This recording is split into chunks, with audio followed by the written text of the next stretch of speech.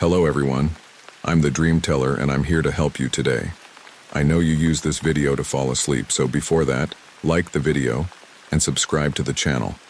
Also, where are you from and what time are you watching?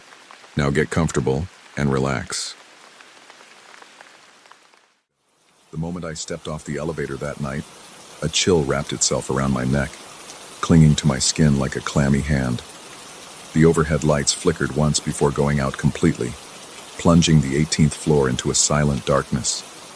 I'd grown used to navigating this space with only a flashlight and the faint glow of exit signs in the distance, but it never felt right.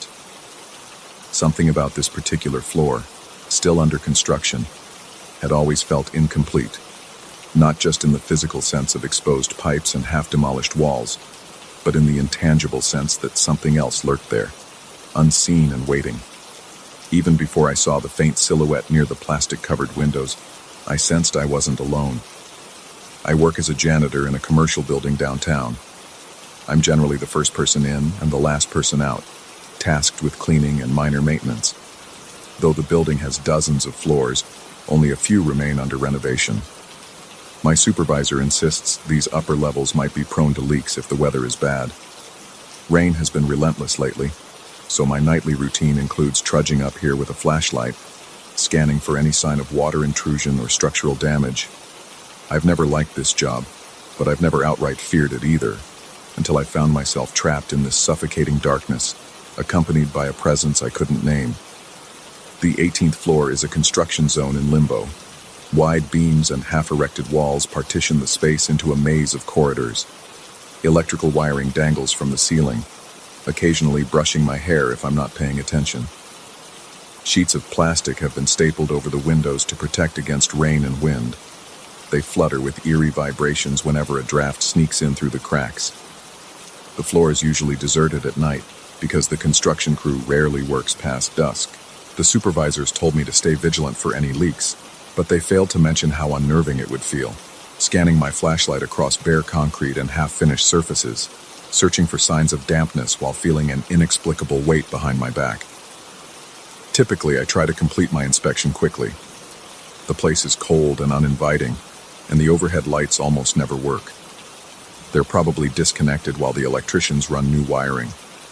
A solitary flashlight beam is all I have to guide my steps, along with the occasional ambient glow from the city lights seeping through the covered windows. But the plastic sheets warp and twist those lights, creating distorted shadows that quiver like living creatures on the unfinished walls. It started with subtle details. At first, it was just a strange reflection, an odd shape I spotted on the far side of the room. I would turn, expecting to see a piece of equipment or a stray ladder propped against a wall, but there was nothing. This phenomenon was so fleeting, it was easy to dismiss it as a trick of the light or my own tiredness. Night shifts wear you down slowly, and it's common to see illusions when you're exhausted. But as the days passed, I began feeling an uncomfortable sense of being watched. It wasn't the typical paranoia that sometimes creeps in when you're alone in a big space. It was sharper, more invasive, like someone's stare boring into the back of my head. Each time I pivoted around, flashlight raised, there was no one there. Yet the feeling lingered, just out of sight, making the hairs on my arms stand up and my stomach churn with an unsettling mix of dread and adrenaline. On one particularly wet night, I made my routine trip upstairs. The power was down, and my flashlight was the only source of illumination. I tried to ignore the goosebumps forming on my forearms, telling myself it was just the cold air.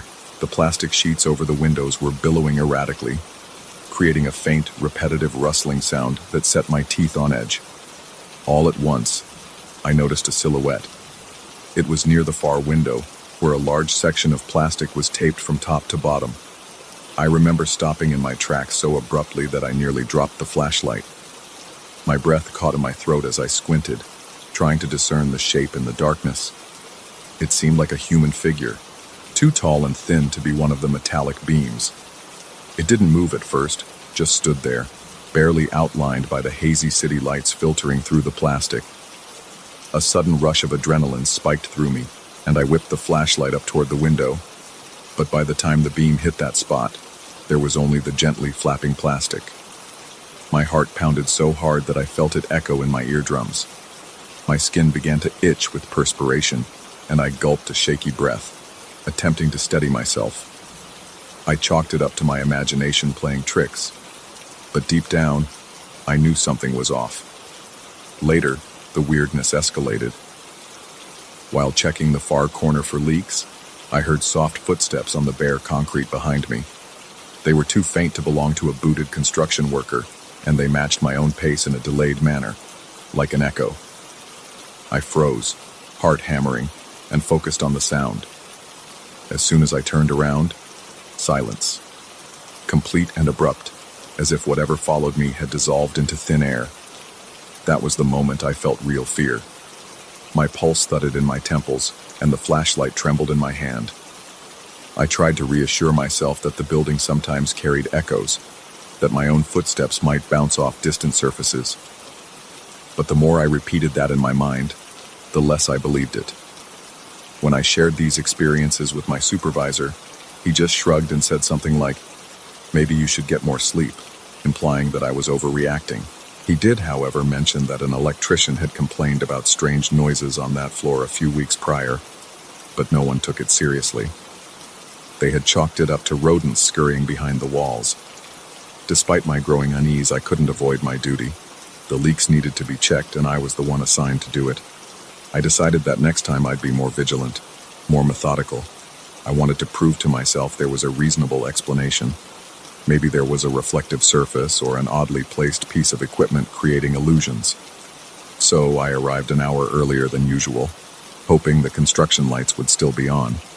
But predictably, the crew had wrapped up for the day, and the floor was already plunged into darkness. With a resigned sigh, I flicked on my flashlight and stepped out of the elevator. The air felt heavier than normal. My chest tightened as though the oxygen were thinner here. I moved through the half-finished corridors, inspecting the corners for any signs of water. Each step felt loaded with anticipation. That was when I noticed new footprints on the dusty floor. They looked fresh, forming a trail that wound down the hallway. They were too large to be mine, and yet they led directly to the same window where I had seen the silhouette. My scalp prickled.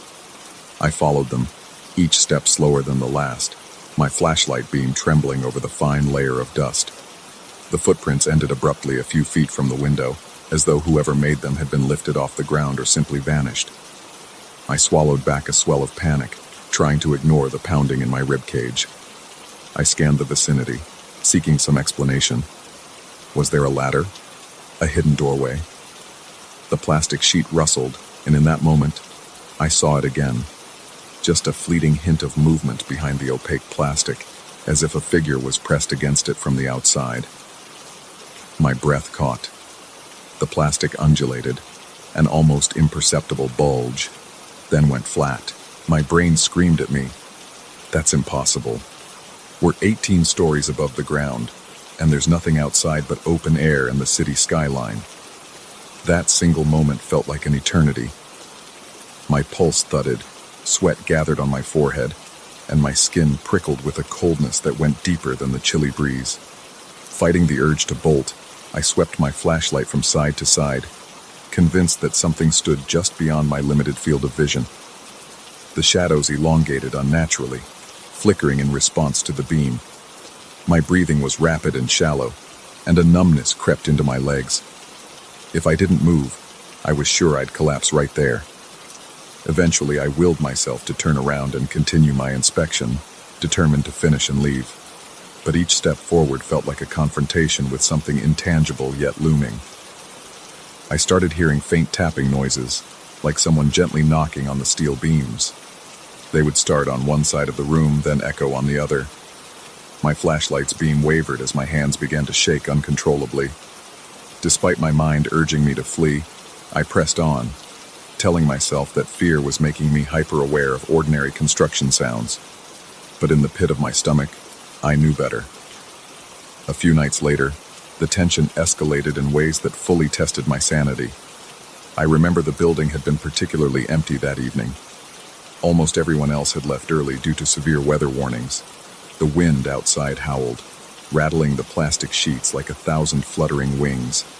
I could barely focus on the possibility of leaks anymore. My entire body was charged with dread. As I shone my flashlight along the walls, I saw them, shadows that didn't align with my movement or with the few stationary objects around.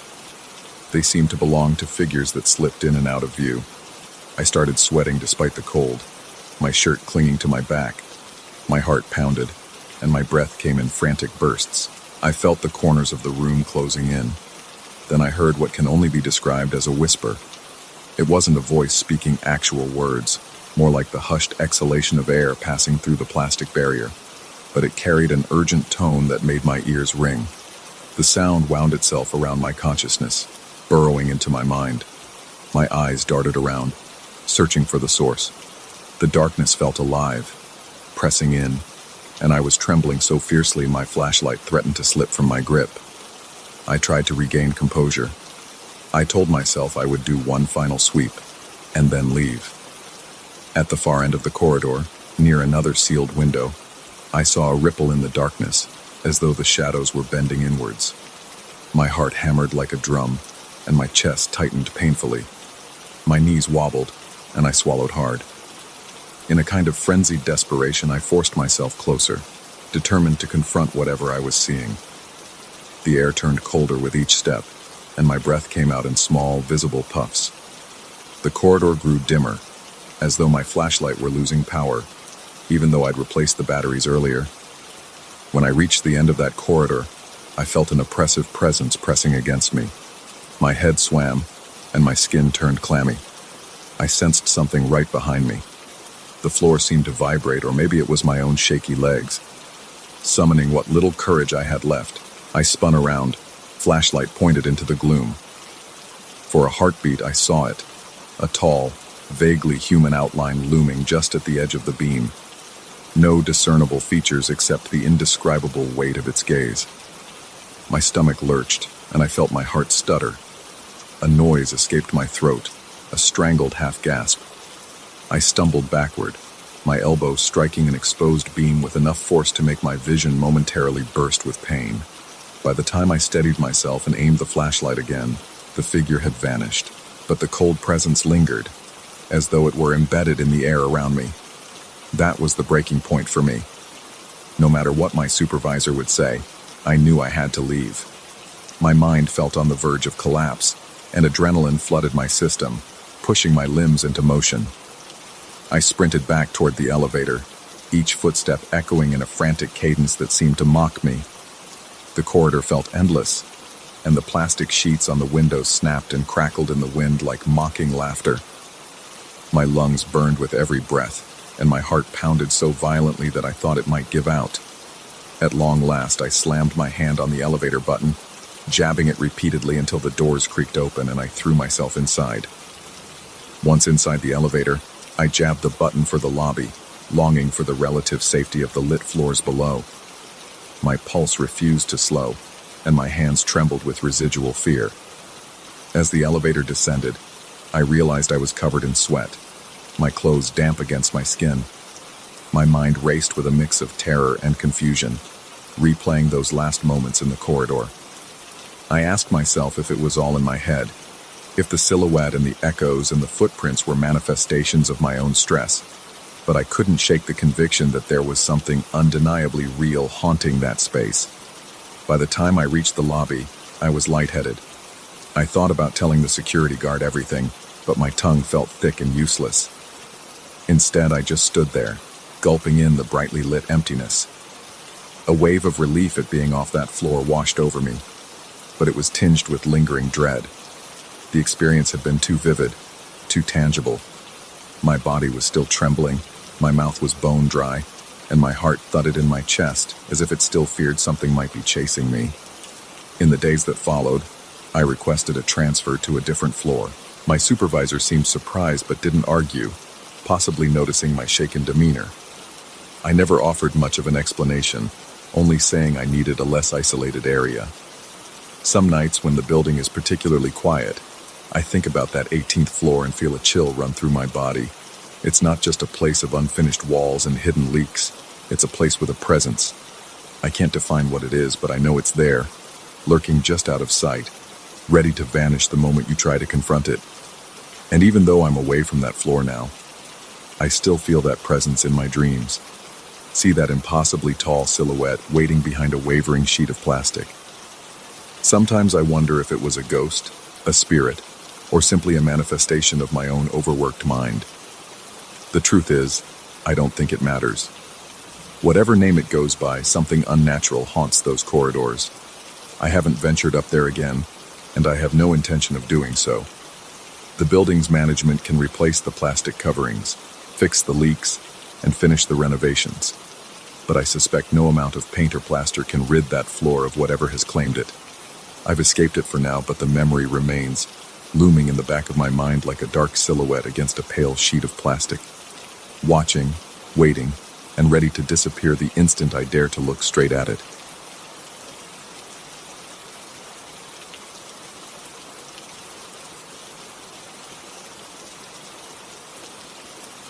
I felt something was off the moment I stepped onto the greasy concrete floor under the fluorescent shop lights. It was past midnight, and there I was, on my second week working as the overnight watchman for a 24-hour mechanics shop. The owner had expanded his business to operate around the clock, hoping to attract stranded travelers from the nearby highway.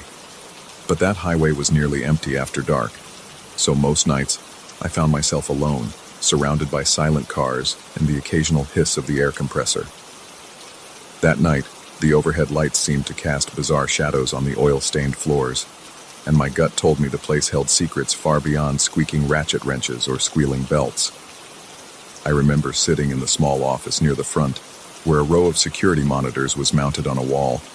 The black and white displays gave me a strangely distorted view of each corner of the shop. It was quiet, uncomfortably so. Even the humming of the refrigerator in the break area felt distant, as if it belonged to another dimension. My boss had told me to keep an eye on the cameras and stay awake to greet any customer who might roll in. But I had realized by the third shift that few vehicles ever showed up after midnight. Occasionally, a bleary-eyed trucker would pull in, but for the most part, the building was mine alone. And that solitude made every subtle noise echo in my ears like a warning. My job was straightforward: watch the monitors, patrol the perimeter every hour or so, and occasionally handle quick fixes like a tire pressure check or a fluid top-off. The pay was surprisingly decent for a night shift, which I'd attributed to the boredom factor, until I started seeing lights flicker around the far corner of the yard, where we stored wrecked and abandoned vehicles. At first, I assumed it was just the reflection of passing headlights on the highway. After all, the road was a stone's throw away, and the angles seemed right. But the flickers didn't always line up with a car passing. Sometimes I'd be gazing at the monitors and see a flash, but no sign of any vehicle. It was enough to make me get up and do a quick check outside, though nothing seemed out of place. The yard itself stretched behind the main garage, mostly enclosed by a tall chain-link fence topped with barbed wire. Inside were rows of twisted metal husks, half-dismantled sedans, rusted pickup trucks missing doors, and other forlorn scraps. They were awaiting disposal or parted out for any salvageable pieces. Under the dim glow of the single overhead pole light, those ruins of automobiles resembled the carcasses of mechanical animals left to decay in the cold night air. Most nights I avoided that area unless I needed to rummage for a part. The flickering I saw on the monitors made me want to avoid it even more, but my curiosity and duty led me to venture there with a flashlight more times than I'd like. One of the first nights, I distinctly remember noticing a bright flash from the corner of my eye on the camera feed. The angle wasn't perfect, but it was enough to catch my attention. I glanced back at the monitors, expecting to see headlights or at least the beams of some vehicle rolling in. But the screen showed nothing but the same static rows of junk. I kept staring, waiting for movement. Nothing. A minute went by in silence, and I felt my heartbeat quicken, a low hum of anxiety circling my thoughts. Finally, I decided to step out there myself and check. As soon as I opened the back door, the rush of night air made my lungs contract. It carried the scent of burnt rubber and old grease. My flashlight beam swayed across the gravel path as I advanced, scanning the ground for anything unusual. I circled the entire area, peering through broken windows of the old vehicles. Shadows seemed to shift inside the cabs, but I blamed that on the glare of my flashlight. I kept hearing faint metal clinks, as if a wrench were being gently tapped against steel, yet I saw no one around. Eventually, I convinced myself it was probably just the wind nudging a loose scrap. That rational explanation felt hollow, but I used it as a crutch to keep my nerves from boiling over. By the time I returned inside, my hands were slightly shaking from the tension. My palms were sweaty, and I realized I'd been holding my breath on and off the entire time I was out there. Over the next few nights, those flickers of light became more unpredictable. Sometimes they appeared early in my shift. Other times I wouldn't catch one until near dawn. There was no pattern, no single cause I could pin down. I started to grow paranoid. I checked the yard lights to make sure they weren't malfunctioning, but all of them were either turned off or operating normally. I tried to see if reflective surfaces in the scrap heap could be catching moonlight, but that didn't explain how bright these flashes were. It reached a point where I began to dread glancing at the security monitors, fearing that I'd see another pulse of light with no obvious source. One night I was finishing some paperwork at the front counter when I glimpsed a sudden burst of illumination from the monitor that faced the back fence. It lit up the inside of one of those old cars, clear enough for me to see for just a split second. I shot upright, nearly knocking over my coffee cup. My heart pounded so hard it felt like it might crack my ribs. This time, the light looked distinctly like it came from inside the battered sedan, not just around it. Every hair on my arm rose, and the skin on the back of my neck prickled.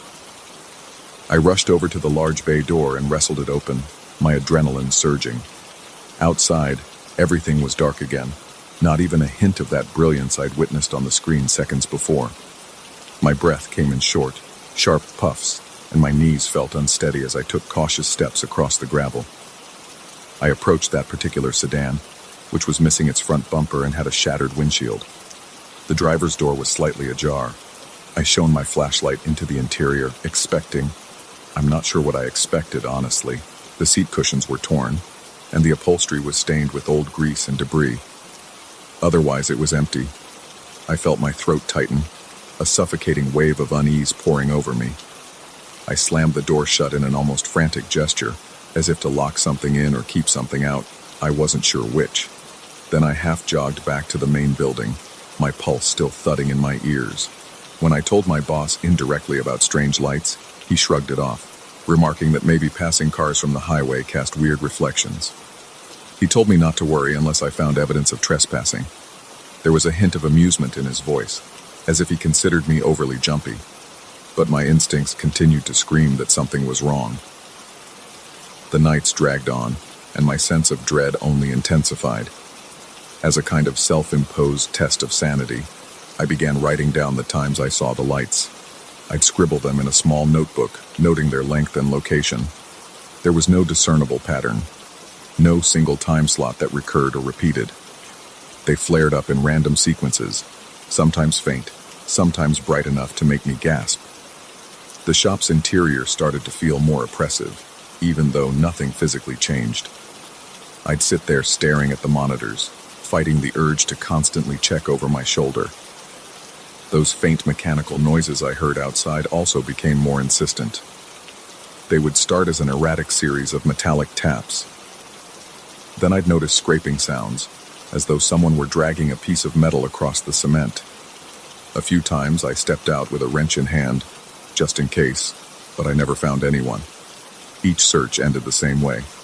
Me returning to the office, nerves on edge, sweat clinging to my forehead, convinced there was some hidden presence just beyond my flashlight's reach.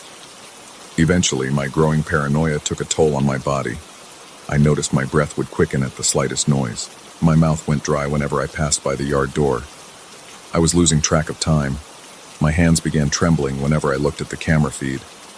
The stress twisted knots in my stomach. I was hypervigilant, unable to relax, always imagining movement in the dark corners or behind the half-assembled engines. I even started questioning my own reflection in the shop's glass walls. I'd see my face and flinch at the wild, tired eyes staring back. One particularly eerie moment occurred around 3 a.m. on my 8th shift. I was walking past one of the station bays when I caught a glimpse of what I thought was a reflection in a side mirror of an old van. At first, it looked like a vague human silhouette, but when I moved closer, it vanished. I inhaled sharply, stumbling back. My heart hammered in my chest, and a cold bead of sweat rolled down the side of my face. I leaned in again, shining my flashlight directly on the mirror. Nothing. It was just a smudge of grime. But for that half second, I could have sworn I saw a figure lurking behind me. The next day, I asked a coworker, during the quick overlap of our shifts, if he'd experienced anything strange in the yard. He shook his head and said he hadn't noticed anything, but he added that one of the old vehicles had a rumor attached to it, something about an electrical glitch that caused the headlights to flicker unexpectedly. He suggested that might be the cause of the lights I was seeing, though he had no concrete proof. That rumor gave me a small lifeline of logic to cling to, but deep down, I wasn't convinced. The flickers I saw never quite looked like headlights, and they came from various spots, not just one. Still, I latched onto that explanation in desperation, hoping to maintain some semblance of reason. Another week crawled by. My anxiety grew so thick I felt like I was swimming in it. The flickers continued in that random pattern, and the metallic sounds became an almost nightly occurrence. At times, I thought I heard faint whispers, but that could have been the air compressor or the wind sneaking through the cracks in the wall. My brain latched onto every possibility to keep the idea of an intruder or worse, a supernatural presence, at bay. In those nights, I felt my sanity teeter on the edge. Then came the night that almost broke me. It was just after 2 a.m. I was in the office, half dozing in my chair, lulled by the constant buzzing of the overhead bulbs. Suddenly, the monitor that showed the row of dented sedans erupted in a violent flare of light. It wasn't just a flash. It was like a strobe, pulsing a few times, bright enough that the entire camera feed went white. I jolted awake, adrenaline crashing through me so hard my vision momentarily blurred. My heart thumped in my chest as I stared, wide-eyed, at the screen. Slowly, the brightness faded, revealing the cars again in their usual positions. But one detail had changed. A particular sedan's trunk was now open. That trunk had definitely been closed before. My legs felt like they were made of cinder blocks when I forced myself to head out there. My flashlight trembled in my grip as I stepped carefully around the scattered debris in the yard. Gravel crunched under my boots, each step echoing in the silent darkness. The night air was thick, carrying a faint aroma of gasoline. I approached the sedan with the open trunk. The lid was raised high, as if someone had forcibly popped it. I shone my beam inside and saw nothing of note. Just a spare tire, some broken plastic, a layer of dust. Yet I felt a wave of dread that went beyond rational explanation, as if something intangible were looming around me. The temperature felt colder near that trunk. My teeth chattered, and I realized I was trembling all over. Suddenly, from behind me, a wrench clattered to the ground. The sound was so sharp I nearly dropped my flashlight. I spun around, shining the beam wildly. I saw no one, just a rusted truck with its hood ajar. My breath caught in my throat as the beam of the flashlight quivered over the vehicle's silhouette. I took a tentative step toward the wrench on the ground. It looked old, covered in rust, as if it had been lying somewhere in the yard for years. Had it simply fallen off a ledge or a car's engine block? Possibly. But in that moment, every nerve in my body screamed that it was meant for me to find, meant to scare me, or warn me, or something equally horrifying. I couldn't stand there anymore. My heart slammed against my ribs and my body was on the verge of panic. I whipped around and made a beeline back toward the garage. Once inside, I slammed the door shut behind me, my breath coming in ragged gasps. I leaned against the wall, sweating, feeling the undeniable thud of my own pulse. I questioned whether any of this was real or if I was losing my mind from the tedium and isolation. But the open trunk, the wrench, those were real, tangible signs that I wasn't just imagining lights and sounds. I spent the rest of that night in near constant motion, pacing back and forth through the shop, occasionally flicking the lights on and off, as if that might reset the building's energy. Each time I caught my reflection in the windows, I looked gaunt and frantic, like a cornered animal. Every creak of metal or groan of a distant engine made me jump. Whenever the security screens flickered from the occasional glitch, my stomach lurched, expecting another burst of impossible light. Morning eventually arrived. The sky turned a muted gray before the first hints of pale sunshine filtered in. My relief shift came in, and I told him, without much detail, that I'd had a rough night. He gave me a puzzled look but didn't press. I didn't want to sound unhinged. Instead, I hurried out of there, the tendrils of dread still clinging to my mind as I drove home. The entire day I couldn't shake the feeling that the shop's atmosphere had seeped into me, leaving behind a residue of unease. I returned the following night determined to keep it together. My plan was simple: do my rounds, document any unusual sightings, and avoid letting my imagination run wild. The first couple of hours were uneventful. Then, as expected, I noticed a faint flicker from one of the monitors. No big flash, just a small pulse of light near the fence line. I decided to face it head-on. If I could prove there was nothing physically there, maybe I could sleep easier. I marched outside, my breathing deliberately steady. As I neared the fence, I heard a metallic whisper, a barely audible scraping. My heart sped up, but I forced myself to keep going. Then I saw it. A faint glow, like a single weak headlight, emanating from behind a stack of dented steel doors.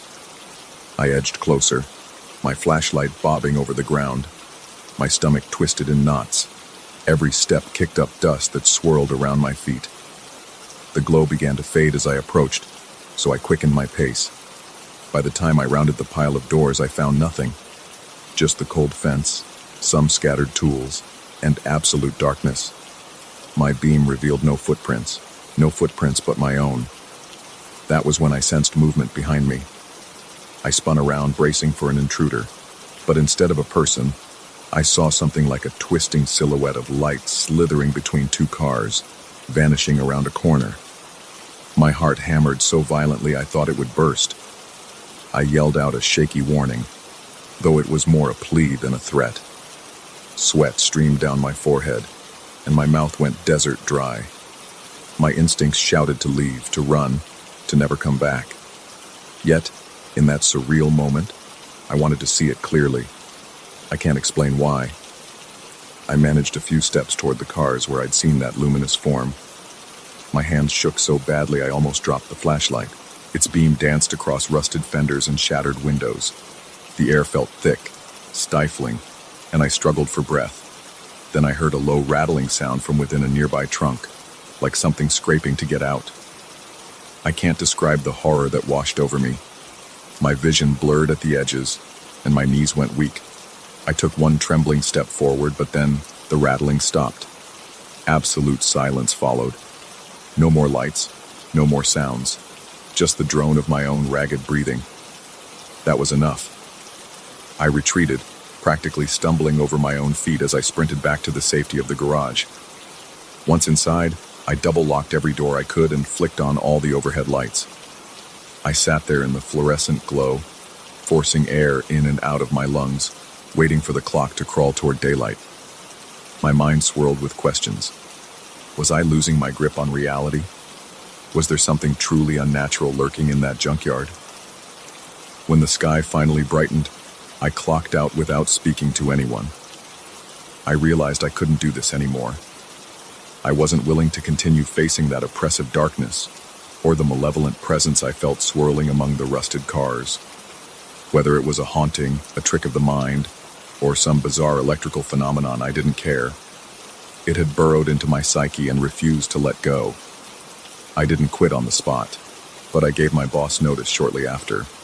I told him in the vaguest terms that the night shift was too hard on me. He asked if I'd been spooked by strange noises. He half smiled as he said it, but I didn't offer any details. I just said I needed to move on, and move on I did, grateful to leave that place behind. Yet I still find myself haunted by the memory of those flickers of light and the sense of being watched from the shadows. Sometimes at night, I dream I'm back there, hearing metallic taps echo in the distance. seeing that glow swell and pulse in the corner of my vision, never quite letting me rest.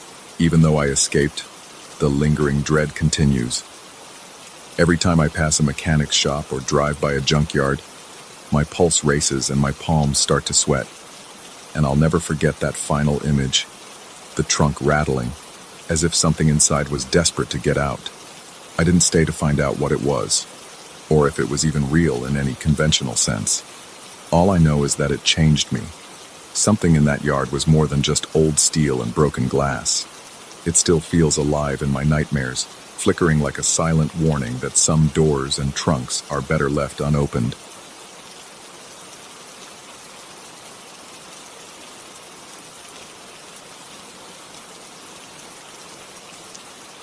I felt the weight of the night press against my lungs the first time I heard that creaking above me. It was a noise like an ancient wooden plank protesting each step. But at 2 a.m. in a deserted workshop, it resonated like a hammer blow in the silence.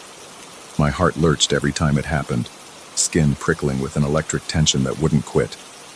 It was an intrusion, a breach into the sense of routine I clung to in those lonely hours.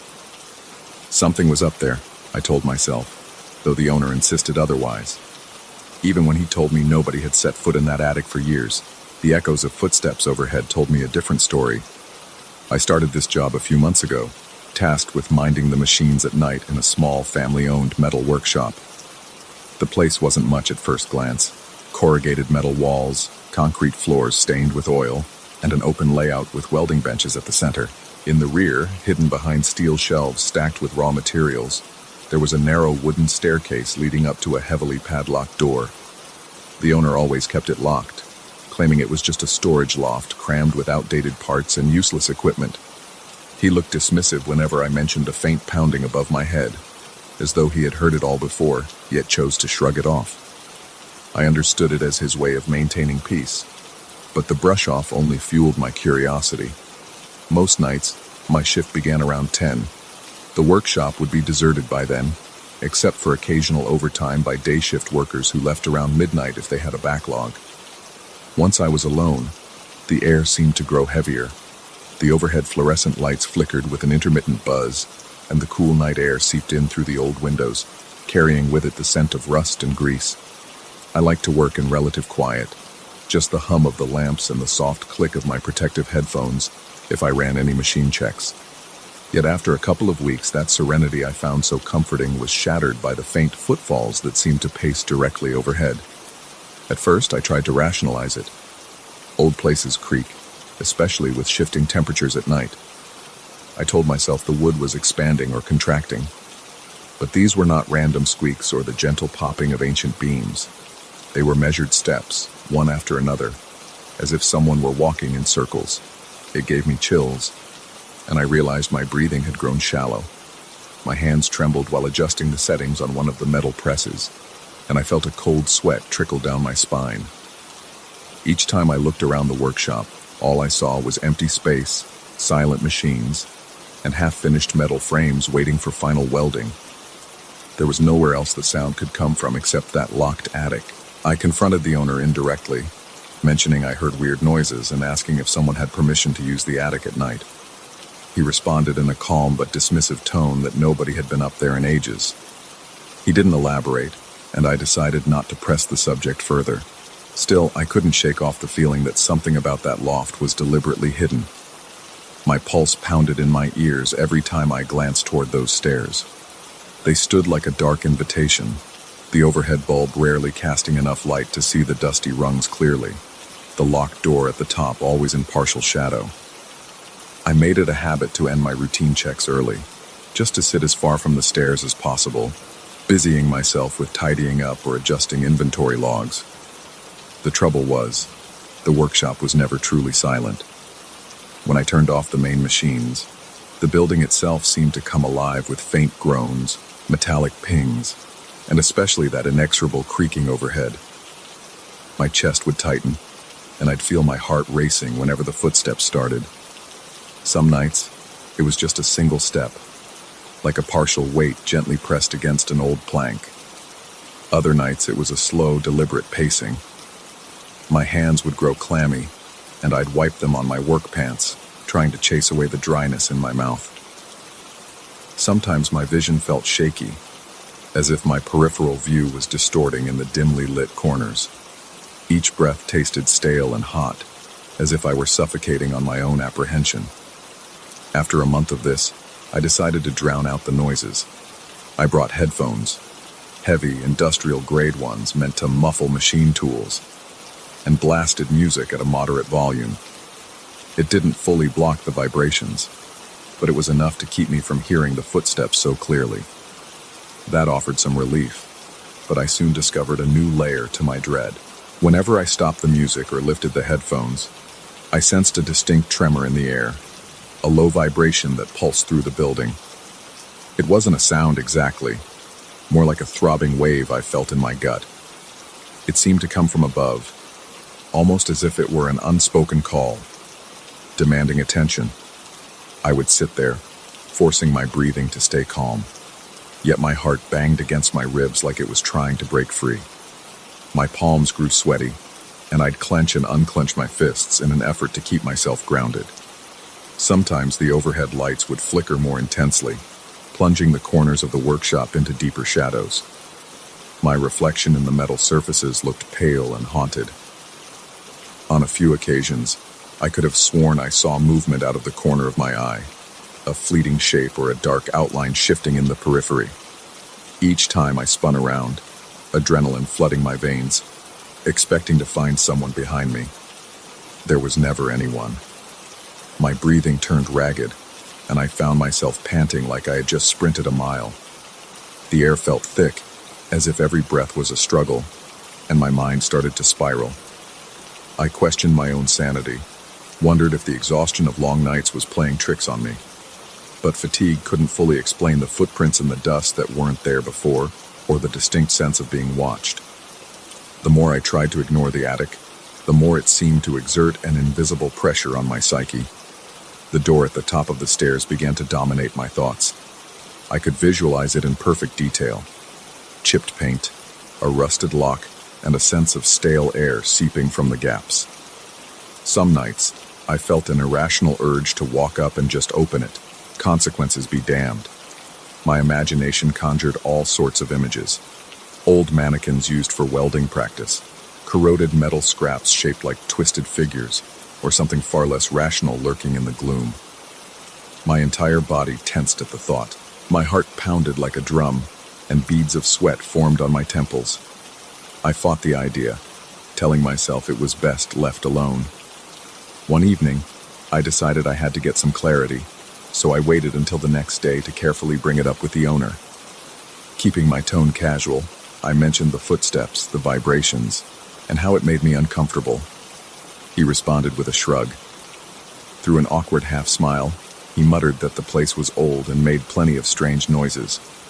There was something in his eyes, though, a flicker of discomfort, as though he knew more than he let on. When I asked if there was any chance an animal had gotten trapped in the attic, he simply said it wasn't possible, describing the door as sealed shut.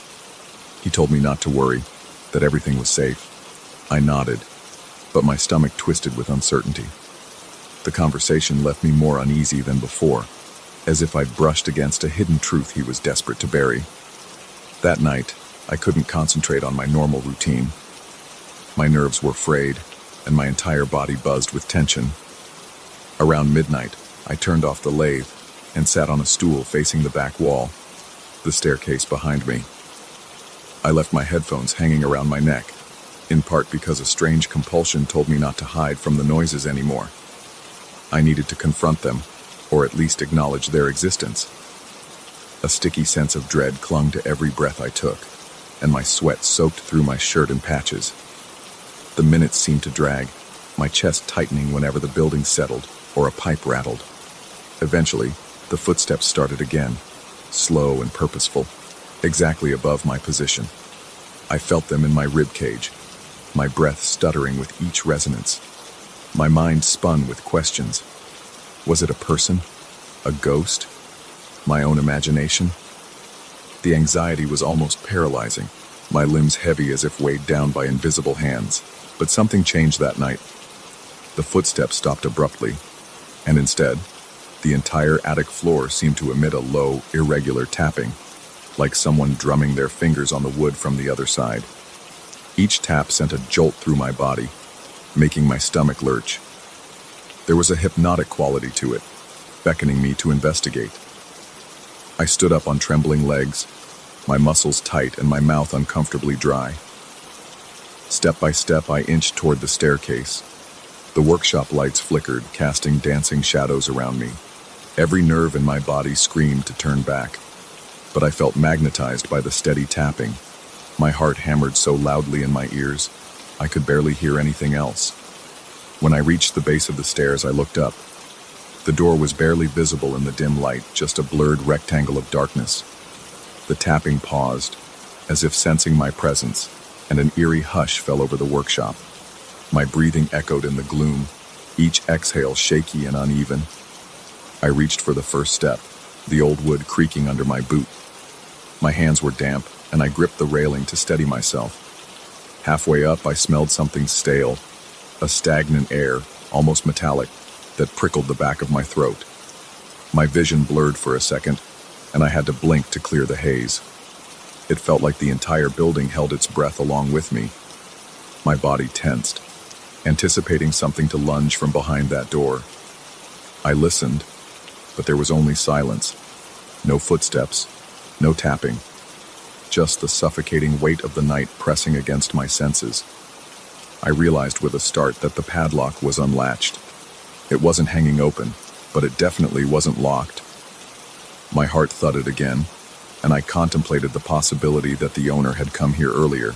The fear and anticipation mingled into a swirling knot in my stomach. I felt a wave of cold sweat break across my forehead as I placed a hand on the door. The wood felt chilled, and for a moment, I imagined something pressing back from the inside. That single thought made me yank my hand away. My lungs burned as if I'd been holding my breath for too long. I could sense a presence on the other side, but I was too terrified to push the door open. In that moment, the overhead lights flickered again, plunging the bottom of the stairs into near darkness. Instinctively, I recoiled, nearly stumbling down the steps. My heart pounded violently, and I felt faint. The rational part of me insisted I should leave it alone, get out of there, pretend I never found the padlock unlatched. Yet, the intangible lure still beckoned. Summoning what little courage I had, I knocked softly on the door. The sound echoed in the confined space, and a moment later, I heard a faint shuffle, like something sliding across the attic floor. The presence was real. My skin crawled, and my knees almost buckled. I realized I was shaking, adrenaline pumping through my veins. In a heartbeat, a wave of dread flooded me. Fear sank its claws into my brain, telling me to run. And so I scrambled down the stairs, practically leaping the last few steps. My chest was heaving, lungs grasping for air as if I'd just sprinted a marathon. I fled toward the main exit, fumbled with the lock, and burst out into the cool night air. Outside, the moonlight felt painfully bright, and the breeze on my skin felt harsh. My heart still slammed against my ribcage, and I noticed my fingers trembling as I reached for my phone to check the time. It was only midnight. My shift technically wasn't over, but there was no way I was going back in there alone. The next day, I confronted the owner once more, describing how I found the padlock unlatched and heard unmistakable movement. He listened with an inscrutable expression, then stated indirectly that sometimes old secrets stay locked away for good reasons.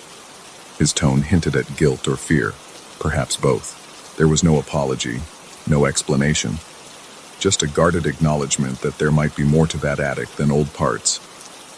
I felt an undercurrent of warning in his words, as though he was telling me not to push further. I should have quit right there, but financial obligations made me stay for one more shift, determined to keep my distance from that staircase. The sense of foreboding only grew. Each machine's whir felt ominous. Each flicker of the overhead lights made me jump. When I finally shut down the workshop around 11, I couldn't bring myself to linger. I locked the entrance from the inside, intending to leave through the back door after a final inspection. My hands were unsteady as I signed the night log, my heartbeat echoing in my ears. A drop of sweat trickled down my temple as I headed toward the rear, eyes darting to the right every time I heard a clank or shuffle. All the while, the attic loomed overhead like a dark secret waiting to be discovered. I passed the stairs, refusing to look up. An oppressive energy radiated from that corner, a silent reminder of the locked or perhaps unlocked door. My pulse quickened in protest. I hurried to the back door, tugged it open, and stepped out into the empty lot behind the workshop. The night sky was clouded, offering almost no light. As I turned to close the door, I felt a slight vibration under my feet, as if the entire building sighed. A chill coursed through me, and I had to swallow against the dryness in my throat. Driving home, I kept glancing in the rearview mirror, half expecting to see something peering at me from the back seat.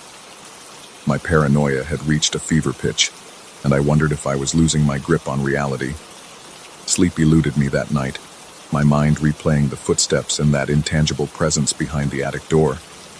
Even with exhaustion tugging at my eyelids, my nerves were too raw to let me rest.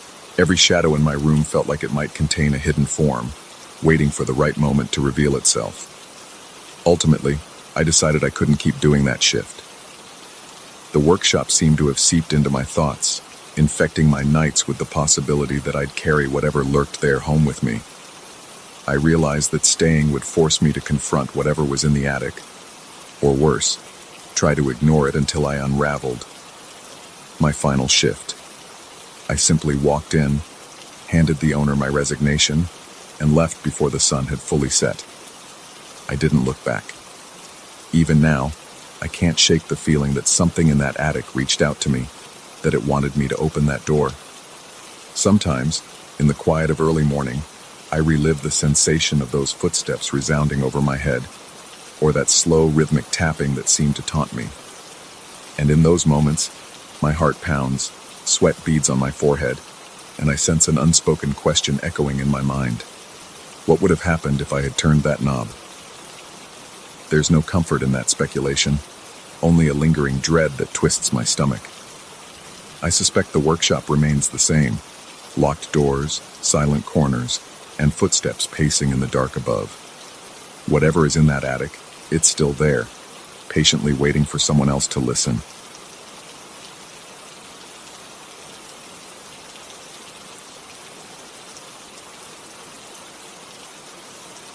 It struck me the moment I entered that hallway, like an icy hand pressing against the back of my neck. Even before I saw the slightly lifted edge of the canvas covering that old portrait, I could feel something was off. The air felt too dense, clinging to my face, and I sensed a faint buzz in my ears as though the place itself was vibrating with anticipation. I remember telling myself it was just another shift at the cultural center, an ordinary night spent patrolling rooms that were all but abandoned once the guests were gone. Still, I couldn't shake the feeling that something had changed, that an unseen presence was waiting for me in the dimly lit corridor, where the dust and shadows conspired to play tricks on my mind. I started working security at this cultural center a few months ago. The building is an old mansion, built centuries ago, and only sporadically renovated to keep it functional. There's a grand salon for public events, concerts, lectures, small exhibitions, and that room is lively enough when filled with people. But once the last event ends and everyone files out, it becomes my responsibility to secure the rest of the mansion. The upper floors, the narrower corridors, the hidden wings that are rarely used, those fall under my watch. The center's administration wants to protect the valuable paintings and other antiques stored in these areas. That means the hallways are kept in low light to preserve the paintings. The bulbs are dim and cast feeble cones of yellowish light that sometimes flicker, leaving patches of darkness in the corners. I've always been comfortable with silence, but there is something about silence in a place like this that grates on your nerves. It's never truly silent. Floorboards creak with soft moans under ancient weight. Pipes rattle behind walls, as if they're carrying whispers from one room to another. The curtains in the old offices, forgotten windows overshadowed by tall trees, sway unexpectedly when some draft snakes its way through cracks in the masonry. Even my own footsteps have a muffled quality here, like the wood is swallowing the echo before it can properly resonate. I first noticed the problem with that covered portrait a few weeks ago. During one of my usual rounds, I passed by a row of paintings, most of them shrouded in protective cloth to shield them from dust and humidity. Normally, each cloth is tucked neatly at the edges so no part of the painting is exposed. But that night, I saw one was slightly lifted at the corner, as if someone had pulled it to take a peek underneath. I stepped closer, holding my flashlight. The corridor felt strangely cold, and I'm certain I heard a slight rasping sound, though I couldn't tell if it was the wind or a faint exhalation. When I peeled back the cloth to smooth it out, nothing seemed out of place with the painting itself. I'd seen it before. It's an austere portrait of a figure standing in a formal pose, the face partly turned toward the viewer, but in the gloom I couldn't make out any details. The only thing that struck me was the sensation that the eyes might be watching me, even though I told myself it was just a trick of the low light. I replaced the cloth and tried to laugh off the chill that crawled up my arms. But the next night, I found it disturbed again. This time, the cloth was folded back further, exposing almost half the painting. My heart thudded in my chest when I noticed it, a dull pounding that made my breath catch. It felt personal, like someone was deliberately tampering with that single painting. I looked around with my flashlight, checking every dusty corner of the corridor. The overhead lighting was dim, and the narrow windows let in only faint moonlight. The swirl of shadows might have concealed any number of lurking shapes. Yet I found nothing. I reported my discovery to the center's coordinator the following morning, although I kept my tone casual. It was suggested that maybe a curious visitor or staff member had looked under the cover during the day and failed to put it back properly, but the coordinator's uncertain expression hinted that this wasn't a usual occurrence. They'd never had problems with tampering before. Still, nothing had been stolen, so it didn't feel urgent.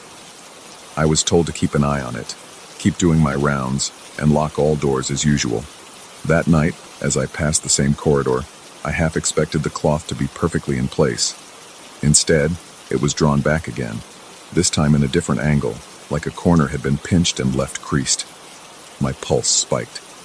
I remember beads of sweat forming on my forehead, and the dryness in my mouth made me swallow hard, as if I'd forgotten how to breathe for a second.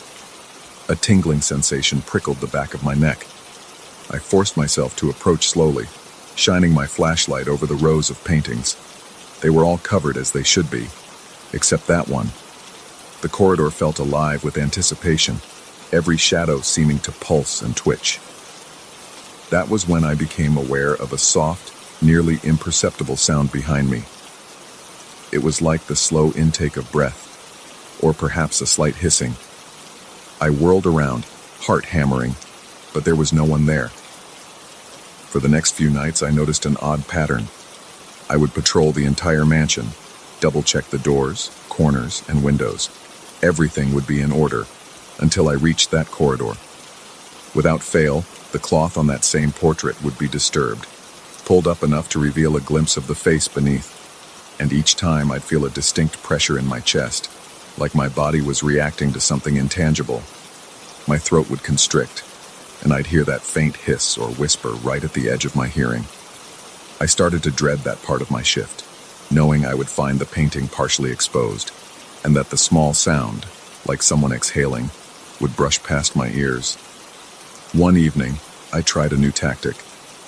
I decided to patrol that corridor first, well before midnight, hoping to catch whoever was messing with the cloth. I switched off most of the lights, leaving only the emergency bulbs, and chose a vantage point at the end of the hallway where I could see the painting without being too obvious. The wait felt interminable. The gloom pressed in on me from all sides. The only comfort was the thin beam of my flashlight, which I kept turned off to avoid giving away my position. I stood there, listening. My heartbeat thrummed steadily in my ears, and I found myself straining to hear anything else. A scuff of a shoe against the floor, the shuffle of cloth, a door hinge squeaking. But the corridor remained deathly still, so quiet that my own breathing sounded unnaturally loud. After what must have been half an hour, I felt a sudden wave of discomfort, a prickling behind my eyes that made me blink rapidly. An odd notion seized me. The painting wants to be seen. I dismissed the thought immediately. It was nonsense, I told myself. But no sooner had I quelled that notion than the corridor's overhead lights flickered, plunging me into near darkness. In that split second of flickering illumination, I could have sworn I saw the cloth lift, as if tugged by invisible fingers. I lunged forward, flashlight beaming. The light steadied, and I found the cloth in the exact same position, completely covering the painting. I approached it slowly, heart in my throat, scanning the hallway. My hands were sweating so much that I almost dropped the flashlight. With trembling fingers, I brushed over the cloth to confirm it was, in fact, undisturbed. It was perfectly smooth, no corner folded. Yet my instincts insisted something had moved. The surge of adrenaline in my veins left me shaky and alert for the rest of the night. I barely closed my eyes once my shift was over, haunted by the memory of that flicker and the intangible presence I felt in the gloom. Over the following days, the activity ramped up. Doors I knew I had locked were found slightly ajar. Light switches I'd flicked off turned themselves on. My radio, used to communicate with the staff, emitted a crackling static whenever I passed near that corridor. Once, while walking through the main salon after an exhibition, I heard a soft scraping noise coming from the balcony overhead. Each step I took brought me closer to a feeling of dread, as if I were inching towards something that wanted me to fail, to give up, and flee. The portrait incident became almost nightly. Sometimes the cloth would be lifted just an inch or two. Other times I'd find it pulled halfway up, revealing the figure's stern face. The painting depicted a person clad in dark clothing from a bygone era, posture stiff, eyes painted with meticulous detail. Those eyes always seemed to bore into me, even though each time I forced myself to look, I saw the same flat expression. Yet there was a moment, fleeting but horrifying, where I swore the eyes shifted, a minuscule change, like the slightest tilt of a pupil, as if focusing on me with faint recognition. I started experiencing physical symptoms of stress. My heart pounded incessantly, often at random moments. My breathing grew shallow the instant I turned a corner. Sweat broke out on my forehead for no reason other than remembering that corner of the mansion. My appetite dwindled, replaced by a knot of anxiety in my stomach. Each night, I'd arrive from my shift bracing for another sign, another manifestation of whatever was toying with me. My rational mind told me it was a series of coincidences, a problem with the old building's wiring, a caretaker or staff member forgetting to properly cover the painting. But the mounting series of strange occurrences eroded that logic. I felt watched at every turn. Once, near the end of my patrol, I was finishing up in the storeroom when I caught a glimpse of movement near the door. Just a quick flicker at the edge of my vision. I whipped around and saw nothing, just a dark corridor stretching away, but I felt a chill gather along my arms and spine, making every hair stand on end. I marched back to the corridor with the painting, nearly sprinting, prepared for the cloth to be disturbed. And it was. More than disturbed, the covering had been flung aside completely, revealing the painting in all its grim detail. My breath hitched. A cold sweat slicked my palms, and it felt like my heart was shaking my entire ribcage. For some reason, it was the figure's left hand that drew my attention this time, painted in a tense, almost claw-like position, as though gripping an unseen object. It looked so close to reality that I half expected it to reach out and grab me. I can't pinpoint the exact moment when I started questioning my sanity. Maybe it was that night. Maybe it was the next, when I heard what sounded like a low, murmured voice in the corridor that seemed to whisper words I couldn't quite decipher. The hush was reminiscent of someone gently blowing into the ear of a person sleeping. I would turn quickly, shining my flashlight, but there would be no one there. Only that looming painting, with its figure half hidden in shadow. I began suspecting that the building itself might be influencing me, playing on my fears. Each night, the mansion's corridors seemed longer, the corners darker, and the paintings heavier with some intangible weight. When I walked, it felt like the walls themselves were closing in, pushing me toward that cursed portrait. My dreams became plagued with images of shifting eyes, flaking paint, and a soft breath that caressed the back of my neck. During the day, I would tell myself it was only exhaustion, that I needed rest. But at night, each time I set foot in that corridor, my senses lit up with raw fear. The crescendo came about a week ago. I was making my final round, determined to lock up and depart quickly. My heart was already racing from the moment I entered the mansion. I navigated through the main salon, up the old staircase, and into the shadowy corridor where the portrait waited. This time, I felt the presence before I even saw the painting. The air was dense, almost suffocating. The overhead lights flickered again, providing only sporadic illumination. My skin prickled with electricity, and a wave of nausea rolled through my stomach. When I reached the painting, the cloth was gone. Not folded, not tossed aside, completely gone. My chest tightened, and cold sweat trickled down my temples. I stood there, flashlight shaking in my grip, trying to steady my breath. The painting's figure seemed more vivid than ever under the feeble light. The face bore a severe expression, lips pressed thin. The eyes were so skillfully painted that they seemed to shimmer with cunning. I felt pinned under that gaze, unable to look away. At that moment, every light in the corridor died, plunging me into total darkness. I froze, heart pounding. My flashlight flickered and threatened to go out.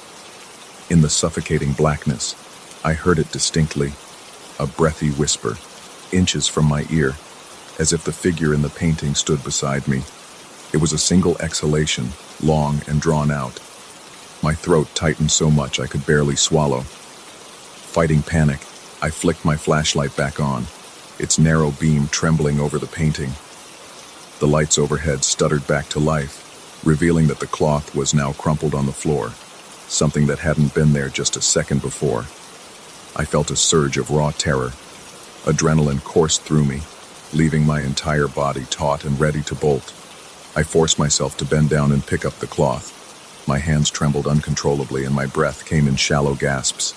Every instinct screamed for me to run, to leave the mansion and never return. But with shaking resolve, I flung the covering back over the painting and secured it tightly around the edges, muttering in my head that it would stay that way this time. A wave of dizziness crashed over me, and for a moment I feared I would collapse right there in the corridor, overshadowed by that dreadful portrait. Then, just as I steadied myself, the whisper sounded again, a low, guttural moan that grazed the edge of my hearing.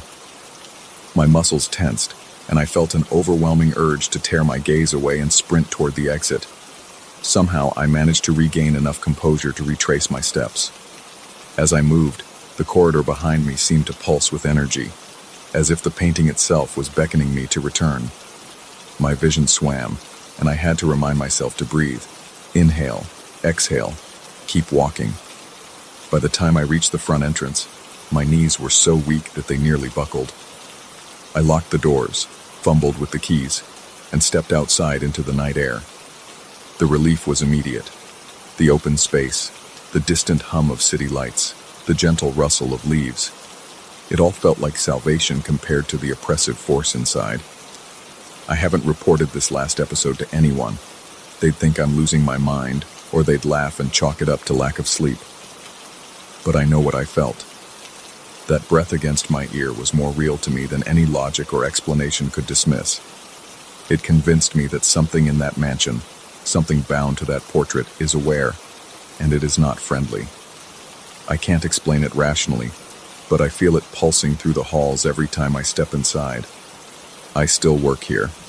I still patrol the corridors and check on the paintings, but now I do it with a new wariness, always wary of corners and half-lit rooms.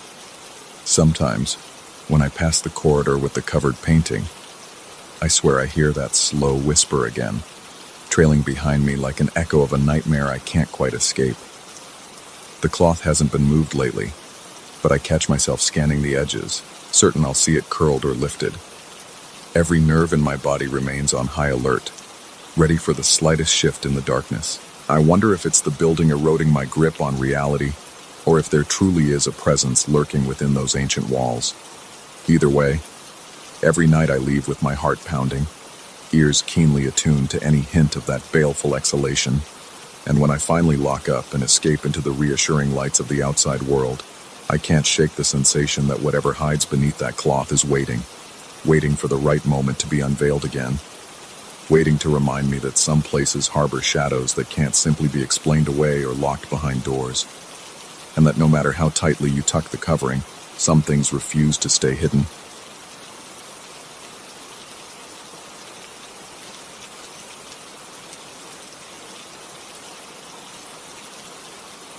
I still remember the first moment it struck me that something was profoundly wrong. It was near the end of my usual midnight round, and I was in one of the older corridors of the student residences. The stale air smelled faintly of dust and disinfectant. The overhead lights flickered to life in quick succession as I walked. The sudden brightness revealed nothing out of place, just a long stretch of pale walls and closed doors. But I felt a subtle shift in the atmosphere, like the entire building had exhaled in unison. A shiver crawled up my spine. The sensation was so intense and unexpected that I almost dropped my flashlight. Little did I know, that was only the beginning. I work as a sort of night watchman in a sprawling complex of student dormitories. During mid-year break, the population dwindles to just a handful of people, if any. Most rooms remain empty. My job is simple in theory. Patrol every wing, check that all doors and windows are secure, note any irregularities in a log, and make sure everything is locked up tight by dawn. It was usually quiet, just me trudging through deserted corridors, accompanied by the mechanical hum of ancient ventilation systems. But this year, something changed. I can't say exactly what or why, but the silence felt heavier, more oppressive, and the shadows in the corners seemed to stretch farther than they did before. At first, the strangeness took the form of minor anomalies, a sense that the automatic lights were turning on in corridors long after I'd left them, even though they should have remained dark unless triggered by motion. I would check my notes and see that I'd been nowhere near those hallways for hours, and yet when I entered, the ceiling lamps would already be lit, as if someone had just walked through. With the entire building mostly deserted, I assumed maybe the sensor system was faulty, but a creeping feeling told me it was something else. I started noticing other signs too. The pale glow of an emergency exit sign would flicker as I approached, sputtering in and out like Morse code. Once, I heard a faint clink from somewhere behind a closed door. My heartbeat ramped up, and I pressed my ear to the wood. There was nothing, just the slow, methodical beat of my heart pounding in my ears and my shallow breathing. I unlocked the door, stepped inside, and found the small room entirely empty, just 4 bare walls. No furniture, no occupant, not even a stray box. The silence was suffocating. My palms felt clammy, and an unmistakable tension clenched at the muscles in my shoulders. I never considered myself a jumpy person, but every nerve in my body was on alert. After a week of these tiny disturbances, I began feeling jumpy all the time. It started to affect my sleep. By the time I arrived for work each evening, I was already exhausted, and every squeak of a hinge made me jolt upright. One night, as I was making my usual circuit, I glanced at my watch to mark the hour. Then, in the hush of a deserted hallway, a corridor light switched on by itself. It was about 20 doors ahead, near a section I hadn't patrolled yet. The sensor was far enough away that it shouldn't have caught my movement. My pulse quickened, and I crept forward, half expecting to see a student who had returned early or some trespasser wandering around. But there was nobody. My throat went dry. I took a deep breath and reminded myself that these weird occurrences could be explained. An electrical malfunction, a drafting issue that made doors clatter, maybe even an animal that had somehow found its way into the building. But my rationalizations brought no comfort. A part of me sensed I wasn't alone in these corridors. It was as if I could feel another presence trailing me, a set of invisible eyes boring into the back of my neck whenever I turned to walk away. A few days later, I had a conversation with my supervisor over the phone. I kept it professional, only mentioning that some of the lights seemed to activate on their own. He suggested I look into the sensor system, maybe reset some circuit breakers. I took note of his advice and decided to handle it on the following shift. Although he said he hadn't noticed anything strange on the monitors, I could tell from his tone that he thought I might be overreacting. That irritated me slightly, but I brushed it off, telling myself that maybe he was right and there was a logical explanation. The next evening, I set out with a plan to test the lights myself. I went to one corridor known to have sensors that triggered suspiciously often. My flashlight beam crossed the threshold, revealing a row of closed, identical doors. The floor was scuffed, and the walls had a few patches of chipped paint. Everything looked so ordinary, but I couldn't shake the sense of being unwelcome. My mouth felt suddenly parched, and my pulse drummed in my ears. I forced myself to proceed calmly. I wanted to stay and watch if the lights came on randomly, so I turned them off manually at the main switch and stood quietly in near darkness. For a moment, I was enveloped in a thick silence broken only by the faint buzz of the emergency lights. Sweat began to bead on my forehead. I could feel the damp warmth trickling down the sides of my face. My ears were pricked, searching for any subtle noise. Then out of nowhere, I heard what sounded like a distant sigh. It was brief and soft, but it cut through the silence like a blade. I spun around, shining my flashlight into each corner, checking every closed door. Nothing. I muttered to myself that it was just the old pipes or some freak gust of air. Yet I couldn't get that noise out of my mind. Before I could decide on my next move, the lights blinked back on, startling me enough that my flashlight slipped from my hand and clattered to the floor. My heart hammered like it was about to leap out of my chest. The overhead glare felt oppressive, mercilessly illuminating the empty hallway. In the sudden brightness, I saw no one. No movement. No sign of an intruder. My mind cycled between relief and terror. Relief that there was no immediate threat, and terror because something had triggered those lights. At that moment, I knew I was dealing with something beyond circuit malfunctions. As the days wore on, I grew more desperate for an explanation. I tried meticulously locking certain doors, only to find them ajar by the time I returned. I heard more sighs, sometimes from behind me as I walked, sometimes seeming to come from just around the next corner. My reactions became visceral. My legs would tense up, ready to run. My mouth went dry and a tightness seized my lungs, making it hard to breathe. I caught glimpses of shadows that didn't correspond to any object or person. They flickered at the edges of my vision, dissolving the moment I looked directly at them. One night, I decided to bring a handheld camera. Even though it wasn't part of my standard equipment, I figured I could document whatever was happening. I'd review the footage afterward to see if maybe my mind was playing tricks on me. The campus budget lighting cast long, wavering shadows down the narrow corridors, giving everything a distorted look through the camera lens. My throat tightened each time I heard even a faint sound. I remember focusing on an empty door frame that used to belong to a student lounge. It was a large, open room with a big window that looked out onto the courtyard. Perfectly normal by day, but terrifying by night, when nothing but silhouettes filled the glass. I scanned the camera across the room's interior. It was vacant, lacking any furniture because most of it had been moved out during renovation. My hand shook slightly from the tension. At one point, I thought I caught a shape gliding across the far side of the room, but when I pressed my eye to the viewfinder, all I saw were the outlines of the walls. When I played the footage back later, the camera showed only a blur in the corner. It might have been dust in the lens flare, or perhaps an artifact of the poor lighting. I wasn't sure which possibility frightened me more, that there was something lurking out of sight, or that my imagination had escalated to the point I was conjuring phantoms from nothing. By the third week, my nerves were frayed to the point where the slightest noise made my entire body tense. My nights became an exhausting routine of dread, walking the corridors with a pounding heart, opening doors to confirm emptiness, hearing faint sighs that seemed to move from one hallway to the next. I felt like a hunted animal in a labyrinth, uncertain of what might be stalking me. I slept fitfully during the day, besieged by nightmares of faceless figures waiting behind each locked door. At one point, I reached out to a coworker by phone. I explained in a shaky voice that the building felt wrong, that I was hearing things, and that the lights were turning on randomly, as if guided by an unseen hand. He suggested I file a report and request an official inspection. I hung up, half convinced that I was going mad, but also clinging to a last vestige of hope that a formal check would reveal a straightforward glitch in the system.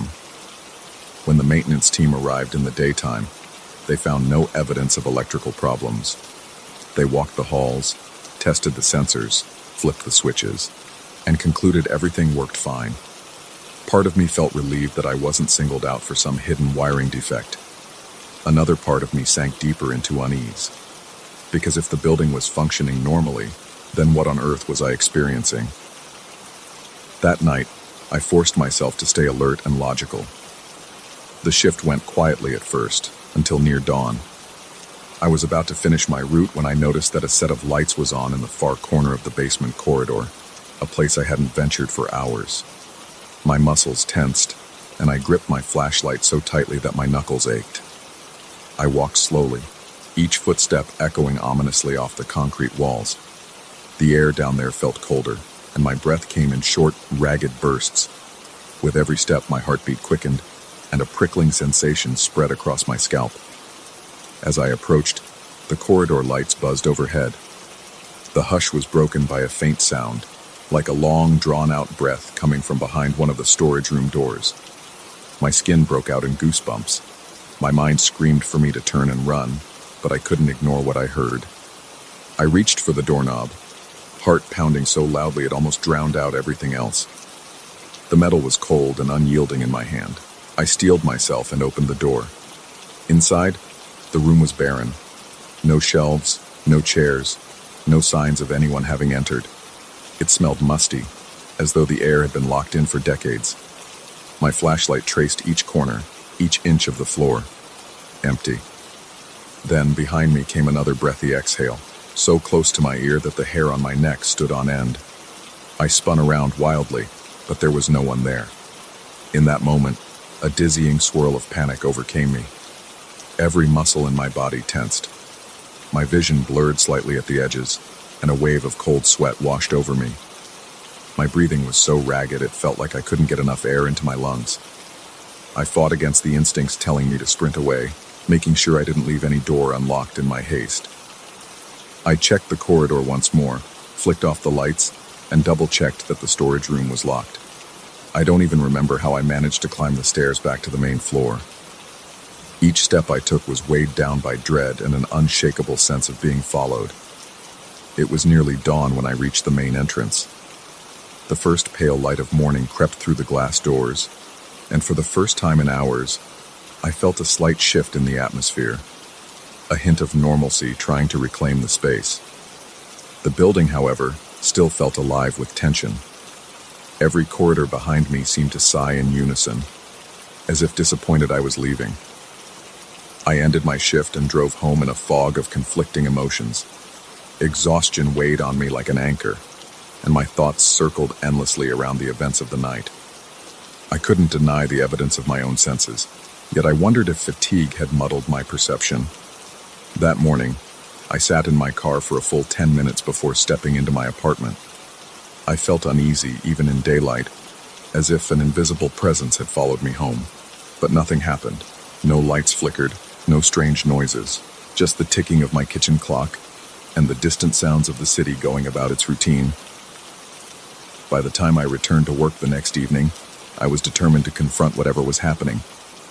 I had considered quitting, but an odd sense of resolution pushed me forward. This time, as I walked the corridors, I called out, not in a frantic or overtly terrified way, but firm enough to break the silence.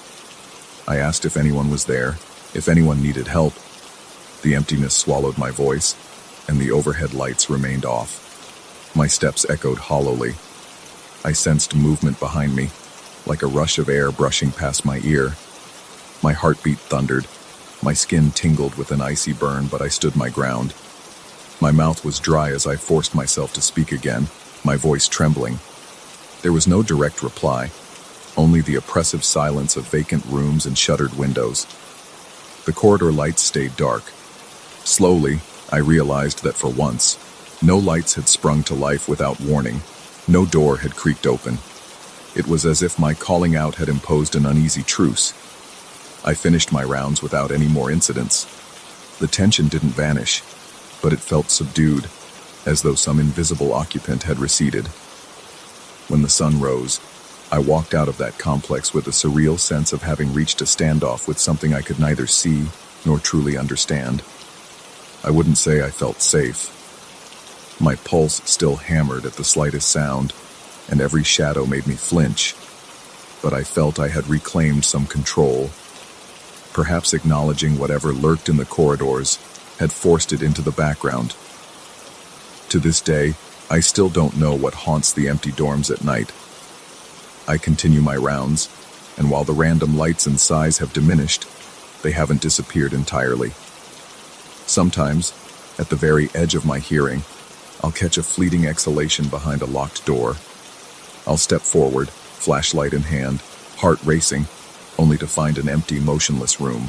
I've come to realize that these encounters might never resolve into a neat explanation. There is a weight to those corridors, an unseen presence that defies logical understanding. It remains there, lurking in the silence, part of the stale air and the flickering lights. I've learned to live with the uncertainty, though it leaves a permanent knot in my stomach. Every time I step into those halls, I feel a subtle chill, like the building is watching. The question that lingers, the one I can't fully erase from my mind, is whether it's truly something supernatural or just an echo of my own fraying nerves. But in that empty space, where the door locks click and the lights flicker with no apparent cause, I sense an intelligence that sends a pulse of fear through my veins. It leaves me hyper-aware, always glancing over my shoulder. And even in the calm of a new morning, that lingering discomfort follows me, reminding me that some doors once opened can never be completely shut.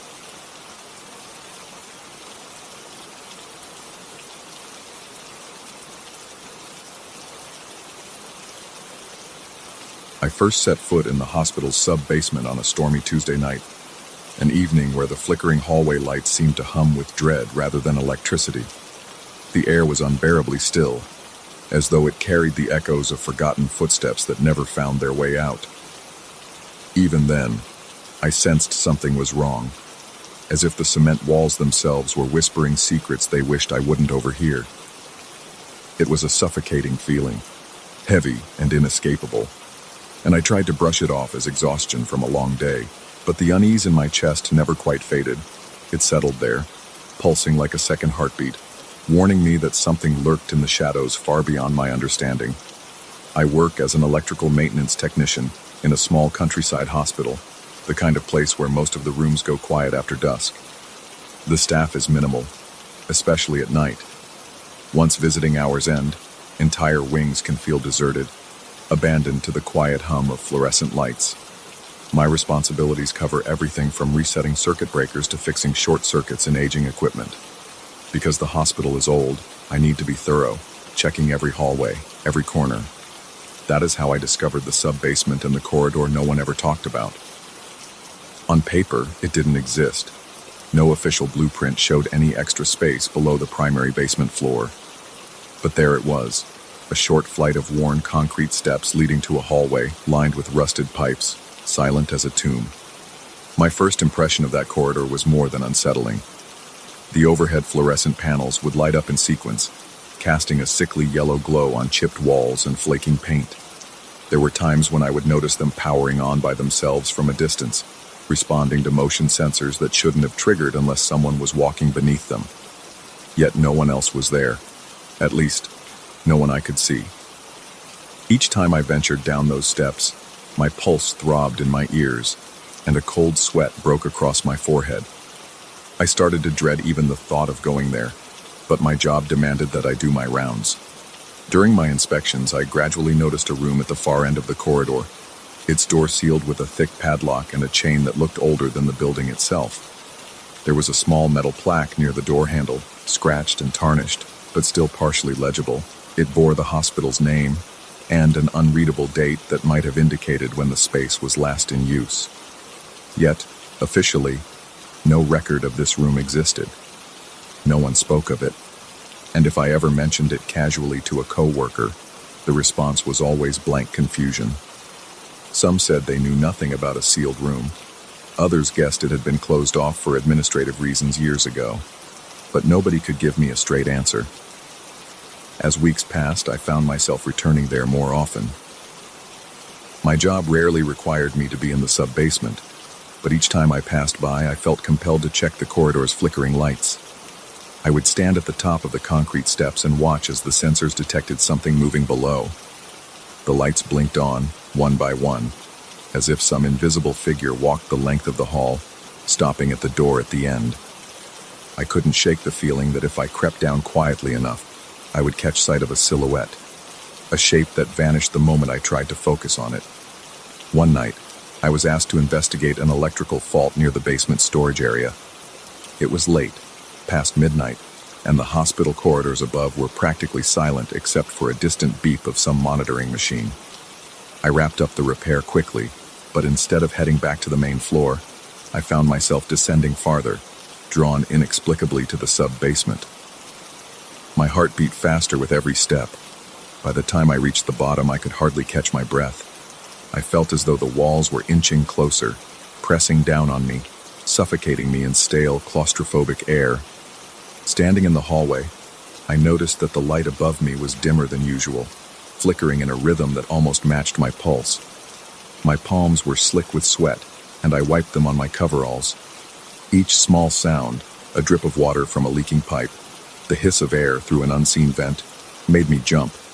I sensed I wasn't alone, yet no one was in sight, and then came the moment that nearly made my heart stop. From behind the sealed door, I heard the faint click of a switch being flipped. The corridor light above the door flared to life as though something inside that forbidden room had activated it. The logical side of my mind screamed that this was impossible. The door was locked with a rusted chain, the padlock thick and secure. I had examined it before, even tugged at it to see if there was any give. It never budged. My first instinct was to turn around and leave, pretend I'd heard nothing, write it off as a trick of faulty wiring. But curiosity and a growing sense of dread propelled me forward. As I approached the door, each step felt heavier. My knees wobbled and my mouth went so dry I found it hard to swallow. I felt a primal sort of fear, like an ancient alarm in my brain telling me I was making a grave mistake. When I reached the door, I pressed my ear against the cold metal surface. At first, I could only hear my heart pounding and my unsteady breathing. Then, so faintly I almost missed it, I detected a slow, scraping sound from within, as if something was being dragged across the concrete floor. All the cautionary tales of horror stories I'd ever heard rattled in my head. My body's fight-or-flight response teetered on the edge, urging me to run. Instead, I found myself testing the padlock again, fumbling in my pockets for tools. The chain was taut. The lock remained intact. Yet I kept imagining some presence on the other side, flipping a switch, waiting for me to take just one more step. A nauseating wave of claustrophobia hit me, and my vision blurred momentarily. I felt my legs tremble, and the cold sweat on my brow turned icy. I retreated, practically stumbling backward down the corridor. My breathing was erratic, shallow gasps that barely brought in enough air. I forced myself up the stairs 2 at a time and rushed onto the main floor, where a bored security guard stood by the elevator doors. I blurted out something about needing to check the fuse boxes, but he just nodded absently and didn't ask questions. I was grateful for that. I didn't want to explain the fear that clung to me or describe the unexplainable sounds and flickering lights. I simply needed to get away from that door. For the next few days, my sleep was fitful. Every time I closed my eyes, I saw that dark corridor. I replayed the sounds in my head, convinced that something about that room was not only abnormal, but deeply, profoundly wrong. My coworkers remarked that I seemed on edge. Someone asked if I was feeling ill, and I waved it off. I didn't dare bring up my experience, certain they'd think I was losing my grip. But in quiet moments, I considered the possibility that maybe I was indeed imagining things. Stress could cause hallucinations, right? Perhaps the faulty wiring made the lights behave oddly, and I conflated normal mechanical noises with something sinister. Still, the corridor's motion sensors continued to puzzle me. I looked into their specs, discovered they were standard infrared detectors, prone to triggering if any heat source passed by. But after scanning the security footage, I found no images of movement. The cameras caught only the corridor lighting up without explanation. The staff mostly dismissed it as a glitch, but I couldn't. I needed answers. Late one night, I resolved to return, determined to document the phenomenon. I took a flashlight, my toolkit, and my phone to record any evidence. My heart hammered the entire elevator ride down. The basement corridor was silent as usual, but the moment I neared the sub-basement steps, the overhead lights clicked on. The feeling of being watched enveloped me like a shroud. It was as if someone, or something, was standing at the far end of that hallway, just beyond the reach of my vision. I started filming with my phone, narrating in a shaky voice about the motion sensors and the locked door. My breathing became labored, and I felt sweat trickle down my temples. Step by step I advanced, shining my flashlight in front of me, half expecting to see a figure dart away. The hallway stretched out in front of me, dimly lit in intervals by the flickering fluorescence. When I got closer to the door, the flashlight beam landed on the padlock. It gleamed as though it had been polished since the last time I was there. My stomach dropped at the realization that it looked newer, the rust replaced by shiny metal. I tried to control my shaking hands as I reached out to touch the chain. It felt cold against my fingertips, and I heard my own ragged breath echo in the narrow space. Suddenly, my flashlight sputtered, and the corridor lights blinked off, plunging everything into darkness. I let out a small gasp, my heart pounding so violently that I felt it might burst from my chest. The only illumination came from the dim glow of my phone. Then I heard it again, that faint click, like a switch being toggled. Every muscle in my body tensed. I forced myself to flick my flashlight back on, and when I did, the lights overhead flickered to life again.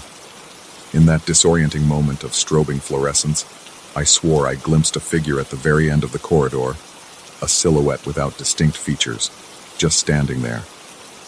It vanished the instant the lights stabilized, leaving me alone in the stale air. My knees felt weak, and a surge of pure terror coursed through me. My vision swam, and for a moment, I worried I'd collapse. I steadied myself against the wall, drawing in ragged gulps of air. Every survival instinct told me to leave, but a stubborn part of my mind wanted proof. Something tangible to confirm I wasn't imagining all of this. I aimed my phone down the corridor, zooming into where I thought I'd seen that shape, but there was nothing. Only the aging walls and a distant gloom. Unable to bear it any longer, I turned to go back upstairs. Yet as I ascended, I felt an inexplicable compulsion to look over my shoulder one last time. That was when I noticed it. The door at the far end, still locked, had light leaking out from under the threshold. A faint strip of pale brightness that pulsed as though something inside was controlling it. My stomach churned, and a clammy panic gripped me. I bolted up the stairs, not caring about being quiet or rational anymore. Back on the ground floor, I struggled to slow my breathing. I felt shaky, drenched in sweat and profoundly disturbed. I made a half-hearted attempt to report an electrical anomaly to the night supervisor, but my words were tangled, and I think my haunted expression spoke volumes. He asked if I needed to clock out early and get some rest. I nodded, unable to form a coherent excuse. That night, I barely slept. My mind replayed the image of the locked door, the mysterious light beneath it, and the silhouette in the corridor. I questioned my own sanity. Perhaps I had worked too many nights, spent too long in the bowels of a building that was older than most of the staff. But deep down, I felt certain something inhabited that sealed room, something that defied logic and official records. Despite my dread, a twisted curiosity gnawed at me. I wanted to break the padlock, fling open the door, and confront the unimaginable. Yet every time I considered it, my chest tightened, and I was overwhelmed by the most primal kind of terror. In the end, I decided I couldn't stay in that hospital any longer. My final shift came a week later, and I completed my tasks as if in a daze. I avoided the sub-basement entirely, deliberately ignoring the occasional flicker of the motion sensor lights on the security monitors. As I walked out of the building after my last day, a flickering glow caught my attention on the screen near the guard station. The sub-basement corridor lights were turning on and off rhythmically, as though beckoning me for one final visit. The sight made the hairs on the back of my neck prickle. My breath hitched in my throat, and a shiver rippled through my body. I hurried out, refusing to glance back at the monitors. To this day, I can't decide if I truly escaped whatever lurks behind that door or if I'm simply running from my own mind. I still wake up at odd hours, my heart pounding, convinced I can hear a switch clicking somewhere in the darkness of my bedroom. Whenever I see a light flicker unexpectedly in my home, a stab of panic knots in my gut, and I half expect to find that door waiting for me in my own hallway. The memory of that sub-basement remains vivid, and even now, I'm not certain what was real and what was the manifestation of a mind tormented by the unknown. All I know is the next time those lights switch on by themselves, I won't be there to check. And yet the thought still gnaws at me. Something lingers in that sealed room, locked away for who knows how long, and it might not be content to stay hidden forever. Sometimes late at night, I almost wish I had forced the lock open, just to banish the haunting questions. But deep down, I suspect it's better not to know. Let that door remain sealed. Let the darkness beyond remain undiscovered. Because if it ever finds its way out, I don't want to be around to see what emerges.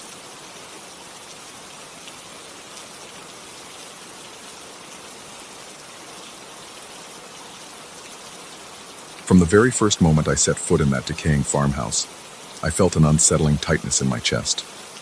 The air itself seemed hostile, thick with stale dust and a faint chemical odor, as though the building had exhaled centuries of neglect in a single raspy breath. The main door creaked so loudly behind me that my stomach twisted, and I found myself pausing in the silence that followed, ears straining to catch any hint of movement.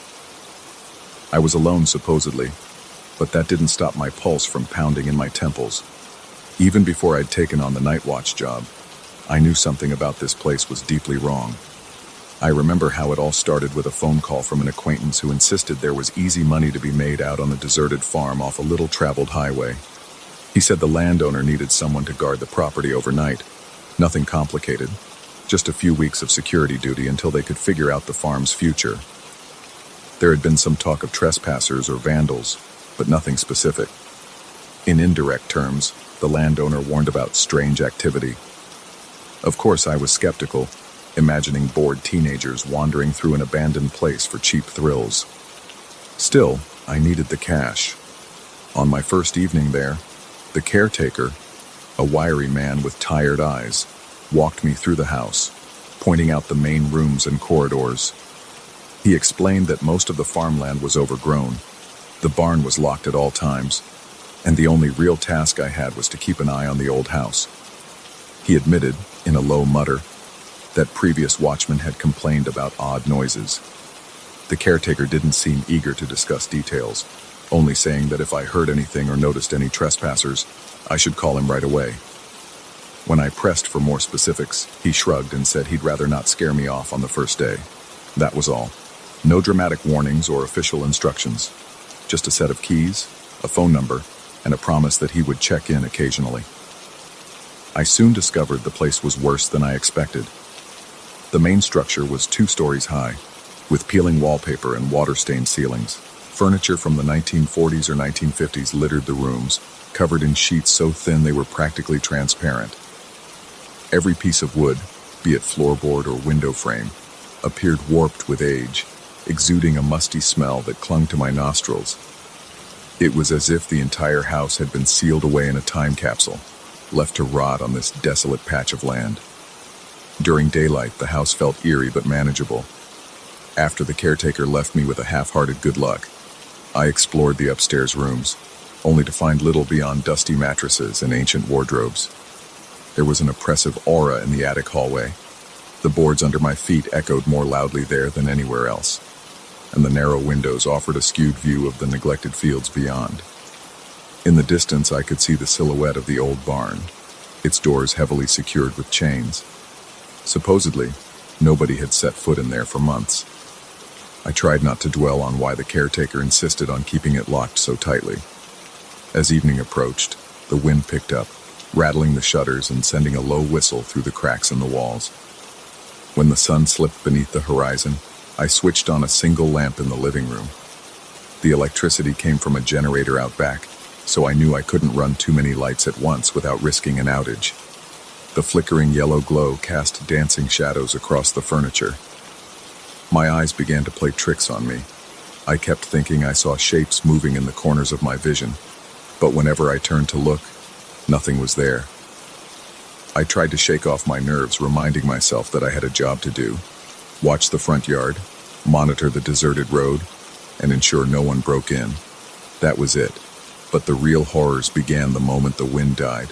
The caretaker had mentioned the farmland was known for gusts that howled through the night. But strangely, there came an instance when the air stilled completely, as if a giant hand had smothered all breeze. I caught myself holding my breath in that abrupt quiet, and that's when I heard them. Soft creaks on the floorboards directly above me, as though someone were pacing in slow, measured steps. I froze, heart pounding, every muscle tense. The steps seemed to cross from one end of the upper corridor to the other, pausing intermittently before resuming their deliberate march. I tried to rationalize it. Old houses can be noisy, expanding and contracting with changes in temperature. But this was too rhythmic, too purposeful to be some random settling of the structure. My palms grew clammy, and I could feel my pulse thudding behind my ears. I thought about calling the caretaker, but I stopped myself. Maybe I should do a quick check upstairs. It might be an intruder or, worse yet, some wild animal that got in through a broken window. So I went upstairs. Each step felt like it might collapse under my weight, squeaking in protest. The hallway was dark, lit only by the faint glow from my flashlight. At the far end, an old mirror hung crookedly on the wall, reflecting a distorted version of my slender figure. I shone the beam around the corridor, searching for any sign of movement. Dust motes floated lazily in the air, and the smell of damp mold felt almost suffocating. I saw nothing and heard nothing beyond the ragged sound of my own breathing. My mouth had gone dry, and every time I swallowed, it felt like sand scraping down my throat. After I convinced myself the floor was empty, I headed back downstairs, each step echoing ominously. That night, I chalked it up to my imagination, or the house's mysterious quirks. But the next evening, it happened again. Around midnight, the wind abruptly ceased, leaving an eerie stillness in its wake. And just as before, I heard slow, deliberate footsteps in the corridor overhead. By now, my nerves were raw, my heart pounding so loud I was sure any intruder would hear it and vanish. I called out, my voice trembling slightly, but there was no reply. When the caretaker asked me by phone the next day how things had gone, I told him I heard footsteps at night. He sounded unsurprised, merely telling me to stay alert and let him know if I encountered anyone. His calm reaction only made my anxiety worse. The following week, the odd occurrences multiplied. Sometimes I would catch fleeting glimpses of a silhouette through the living room's large front window. The figure always seemed to drift away toward the barn, dissolving into the darkness beyond the reach of my flashlight. Each time I'd rush outside, convinced I might catch whoever it was in the act of trespassing. But the yard stood empty, the barn's locks remained secure, and the road was deserted for miles. By the time I circled back to the house, I'd be bathed in sweat, heart hammering, convinced I was either losing my mind or being toyed with by someone who knew the property better than I did. My sleep suffered. Although my shift was strictly overnight, I found it impossible to rest during the day. Whenever I closed my eyes in one of the upstairs bedrooms, I dreamed of the floorboards creaking and footsteps closing in on me. I'd wake up drenched in sweat, with every nerve on high alert, convinced I heard voices whispering from the hallway. I began to doubt my senses, questioning whether the oppressive silence of the farmland had begun to warp my perception. The caretaker would occasionally check in, but his tone remained unhelpfully neutral. His only advice was to keep an eye on any intruders and call if I needed backup. No mention of ghosts or anything else. So I stopped mentioning the footsteps, thinking he either wouldn't believe me or already knew more than he let on. One particularly dark night, the wind was howling as usual, shaking the windows in their frames. Then, without warning, that terrifying silence fell. It was as though the entire world took a collective breath and held it. My skin prickled. I nearly dropped the flashlight I was holding. The moment the breeze died, I sensed a presence behind me. I whipped around, shining my beam through the living room. Nothing. The old grandfather clock in the corner ticked ominously. Suddenly, A floorboard creaked in the corridor to my left, so close it made me jump. My throat constricted, and my lungs felt like they were struggling for air. With my hand trembling, I advanced toward the hallway. As soon as I rounded the corner, a flicker of movement caught my eye at the top of the stairs. A dark shape, no details, just a vaguely human outline, drifted across the landing and vanished. My heart thundered, and I had to take several quick breaths to keep from passing out. Each inhale felt shallow, laced with panic. I forced myself up the steps, my legs shaky, muscles taut like coiled springs. The corridor was, as always, empty, yet there was an undeniable chill in the air, an almost electric charge that made the hair on my arms stand up. After that night, I became increasingly convinced the house was testing my sanity. Strange smells, abrupt changes in temperature, sounds that defied logical explanation. It all felt orchestrated, deliberate. I started noticing an odd discoloration on one of the upstairs walls, almost like a handprint, but it faded whenever I tried to examine it closely. My reflection in the old mirror at the end of the hall sometimes seemed to smirk at me when I wasn't smiling. Small details, easily attributed to fatigue or paranoia, but they accumulated until I could barely function without glancing over my shoulder. The caretaker paid another brief visit. He noticed my frazzled expression and asked if I wanted to quit. I simply told him I needed the paycheck. Despite my fear, I felt compelled to prove I could handle the job, or perhaps I wanted to solve the riddle of that place. Part of me was determined not to let a creaking house and a few shadows break my resolve. Still, every passing night took a toll on my nerves. My heart pounded whenever I heard the shift in the wind's intensity, dreading the exact moment it would stop, ushering in that dreadful quiet and the inevitable footsteps. On my last night there, I found myself fixated on the barn. Something about the glimpses of that silhouette slipping away into the distance ate at me. Why did it always vanish near the barn if everything was locked tight? Determined to confront whatever was haunting my nights, I ventured outside around midnight. The sky was overcast with only the faintest starlight providing a dim glow. My flashlight's beam bounced off the crooked fence posts and the weedy path that led to the barn. Every step felt heavier than the last, my boots crunching dead leaves and stirring up stale dirt. When I reached the barn doors, the chains looked intact, the padlock firmly in place. I walked around the perimeter, carefully scanning the walls. A broken window high up near the rafters caught my attention.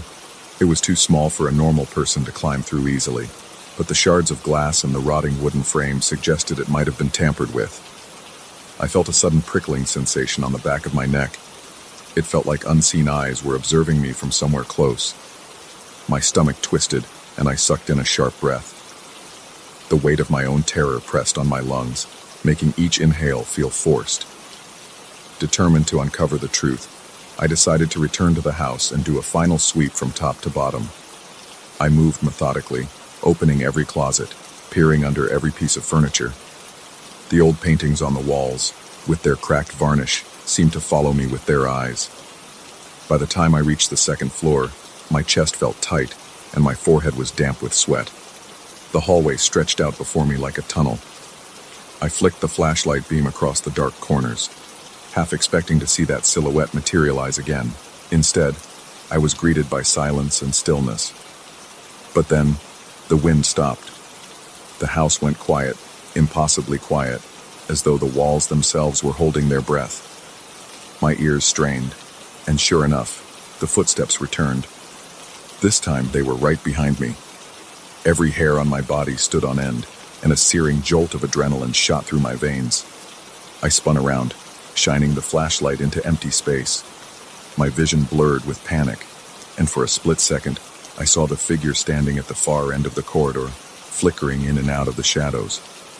It turned, and though I couldn't see its face, I felt an undeniable pull, like it wanted me to follow. Clutching the flashlight with a shaking hand, I staggered forward. Each step made the floor creak in protest, echoing the sound of my own racing heart. The figure slipped around the corner, into the attic stairwell. When I reached the base of that narrow staircase, I hesitated. A dank smell, like rotting wood and ancient dust, wafted down from above, coating my tongue with a bitter taste. My breath came in quick gasps, and droplets of cold sweat trickled down my temples. Summoning whatever courage I had left, I climbed. At the top, the attic spread out like a labyrinth of boxes, trunks, and covered furniture. The flashlight's beam skittered across a wooden support beam, then onto a pile of old blankets. A sudden scraping sound cut through the silence, a box sliding across the floor, seemingly on its own. My pulse pounded, and I felt my stomach lurch. I approached slowly, perspiration beading on my brow. Then, as abruptly as it appeared, the figure was gone. Nothing moved in the attic but me. Still, I felt sure I wasn't alone. In that crushing stillness, I realized the extent to which my sanity might be slipping. Was this a ghost, a lingering presence, or simply my mind conjuring horrors to fill the loneliness of this rotting house? As if in answer, a low whisper, impossible to decipher, grazed my ear. My fight-or-flight response kicked in. I nearly tripped as I backed away, stumbling down the attic stairs, my heart beating so fiercely that I worried it might burst. I dashed back into the corridor, half blind with terror. At that moment, I made a decision. This job was not worth my last shred of sanity.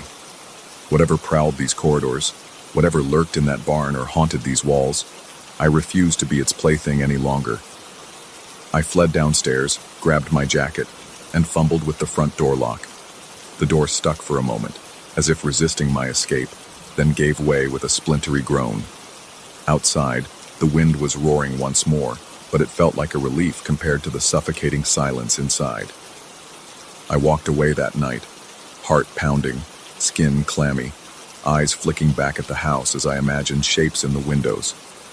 I left the keys in the caretaker's mailbox with a note explaining I couldn't continue.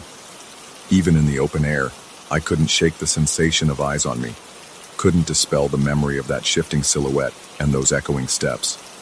My breath remained shallow and ragged until I finally got into my car and drove onto the empty highway. With each mile that separated me from that accursed farmhouse, my chest loosened just a fraction. Yet the dread still clung to me like a persistent shadow. To this day, I sometimes wake in the middle of the night, convinced I can hear a floorboard creak or a slow, measured footstep just down the hall. And in those moments, my heart thrashes against my rib cage, my skin goes cold, and I wonder if the thing I encountered out there followed me home. I never went back to that farm, but no matter how far I run, no matter how many lights I leave on, the memory of that silent wind and those phantom footsteps lingers in my mind. A constant, gnawing reminder that some places are better left abandoned, their secrets kept hidden under layers of dust and time. The only true solace I've found is in knowing I escaped. Physically unscathed, but mentally branded by the realization that there are forces we barely comprehend. And I will never forget the sense that, on those windless nights, the house was alive in its own terrible way, waiting for me to let my guard down so it could unravel what was left of my sanity.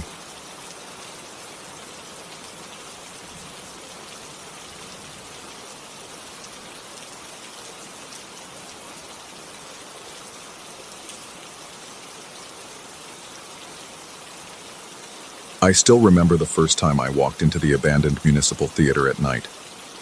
The moment I stepped through the rusty side door, an overpowering sense of unease smothered me like a wave of stagnant air. It wasn't merely the silence or the layered dust on the curtains. It was the way the darkness seemed to absorb every stray beam of light, creating pools of shadow that felt almost alive. Even my own footsteps sounded muffled, as if the space itself was swallowing all evidence of my presence. That first impression was enough to send an icy prickling down my spine, and I knew at once that the nights ahead would not be kind to my nerves. I'm the person assigned to inspect this place, to ensure no vagrants make it their home, and that no further damage comes to the structure.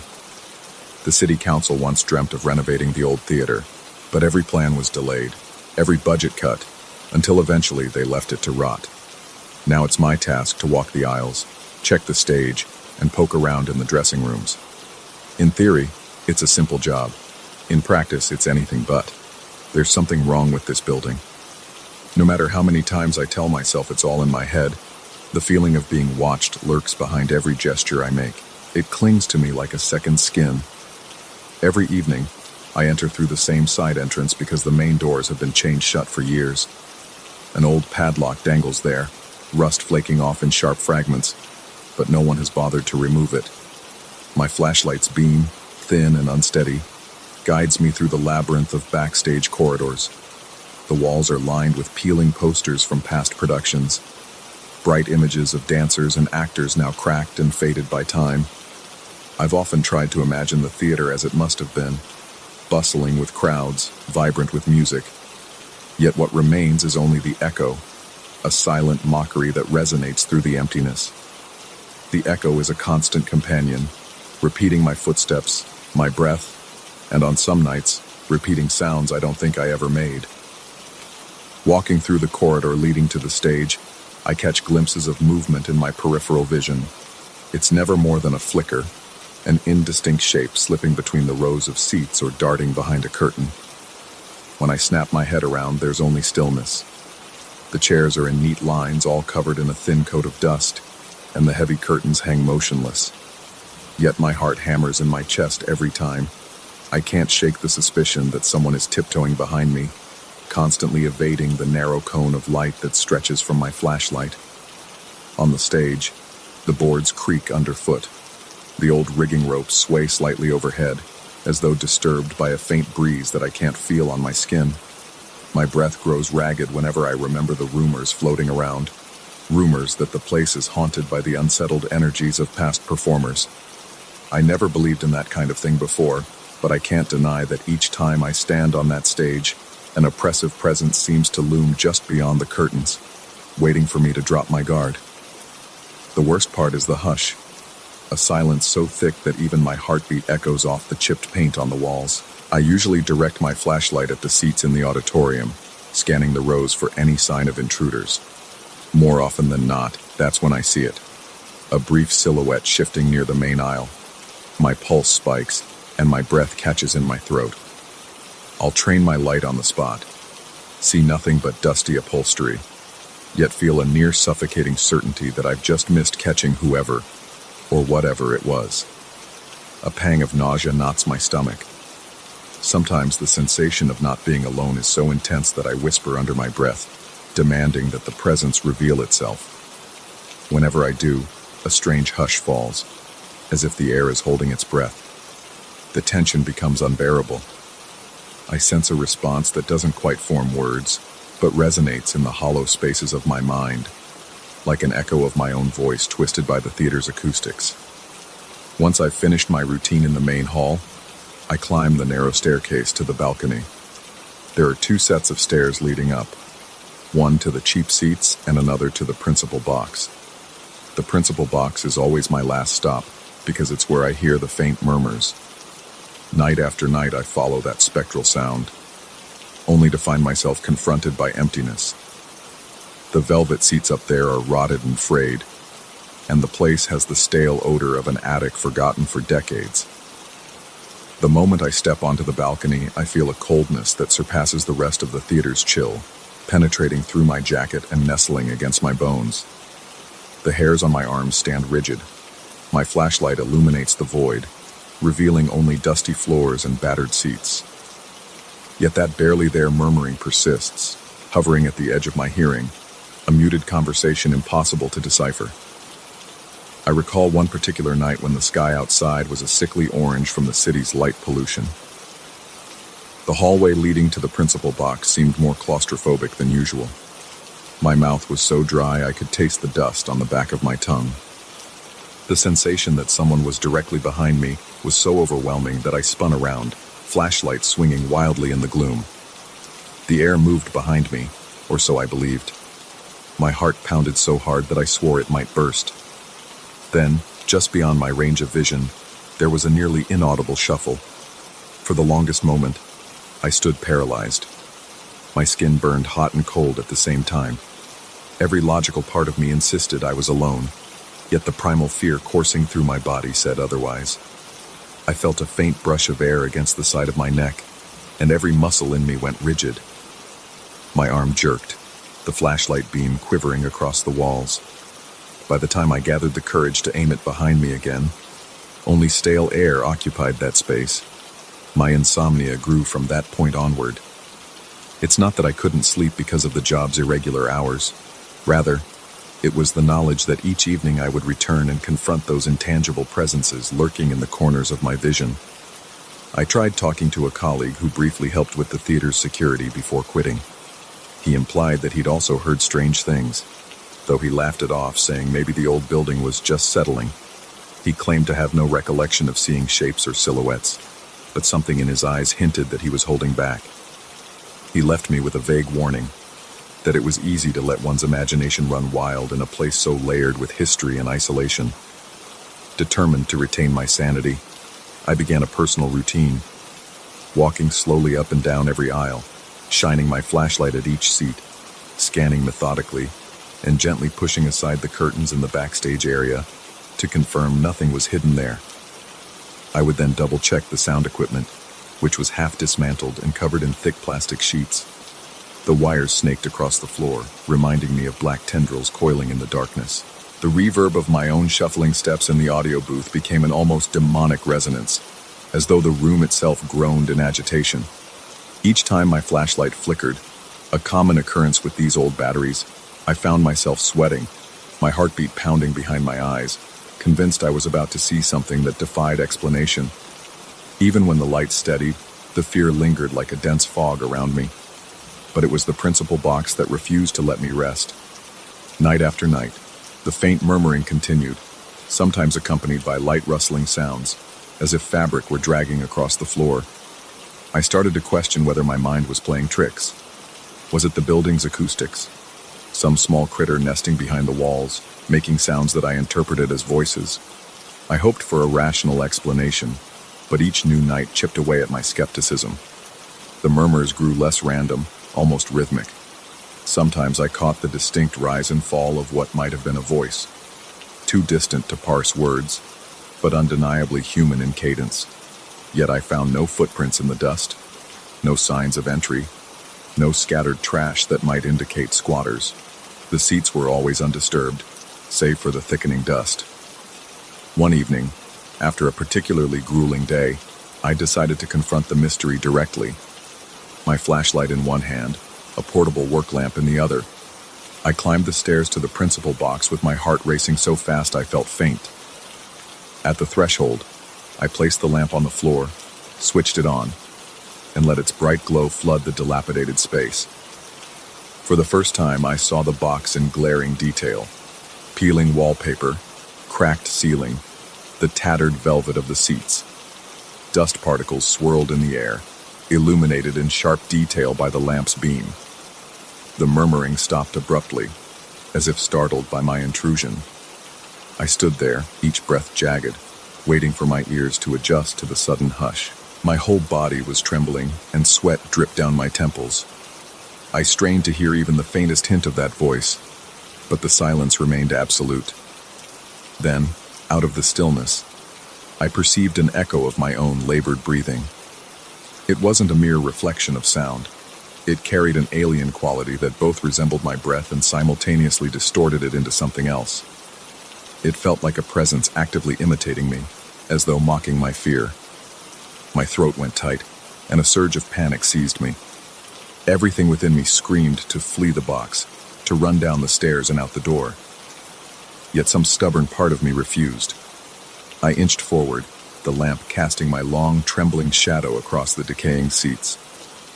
My mind buzzed with possibilities, each more horrifying than the last.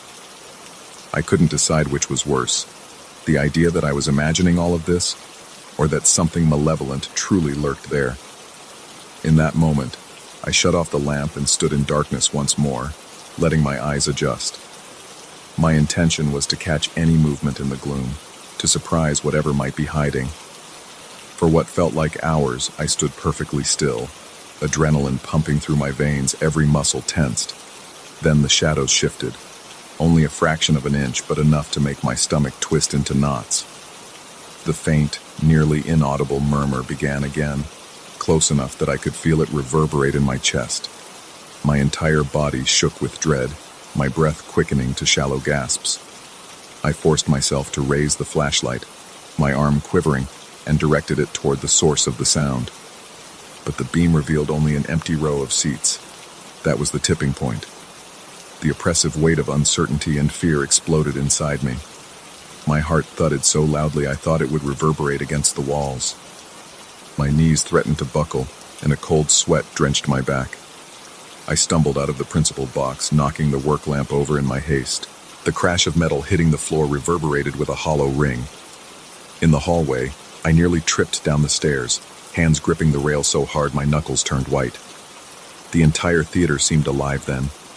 The corridors groaned, the stage ropes creaked, and in the distance, I swore I could hear footsteps racing to keep up with me.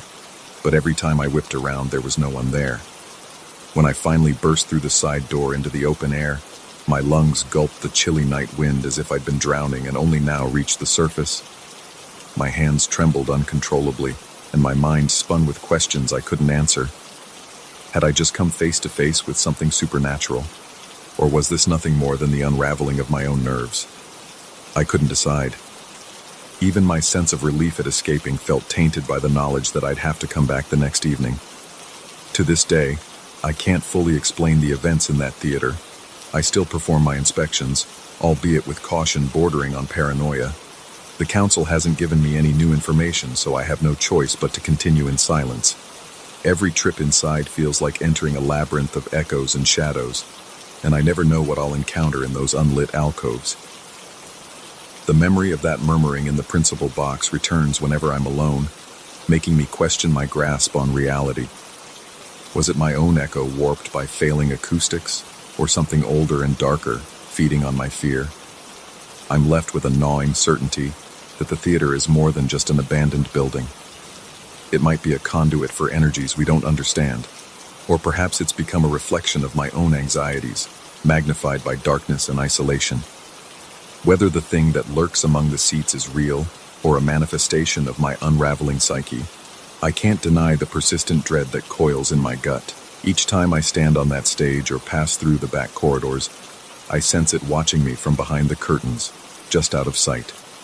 Every rustle of fabric, every creak of the floorboards, even the echo of my own breath, becomes a harbinger of something that should not be. And so, I remain locked in this unsettling dance with an invisible partner, uncertain if my next step will reveal the truth or push me deeper into the darkness. Whatever lies in the shadows of that forsaken theater, it has made its claim on me, and no amount of flickering flashlight beams can banish the haunting presence I feel each night.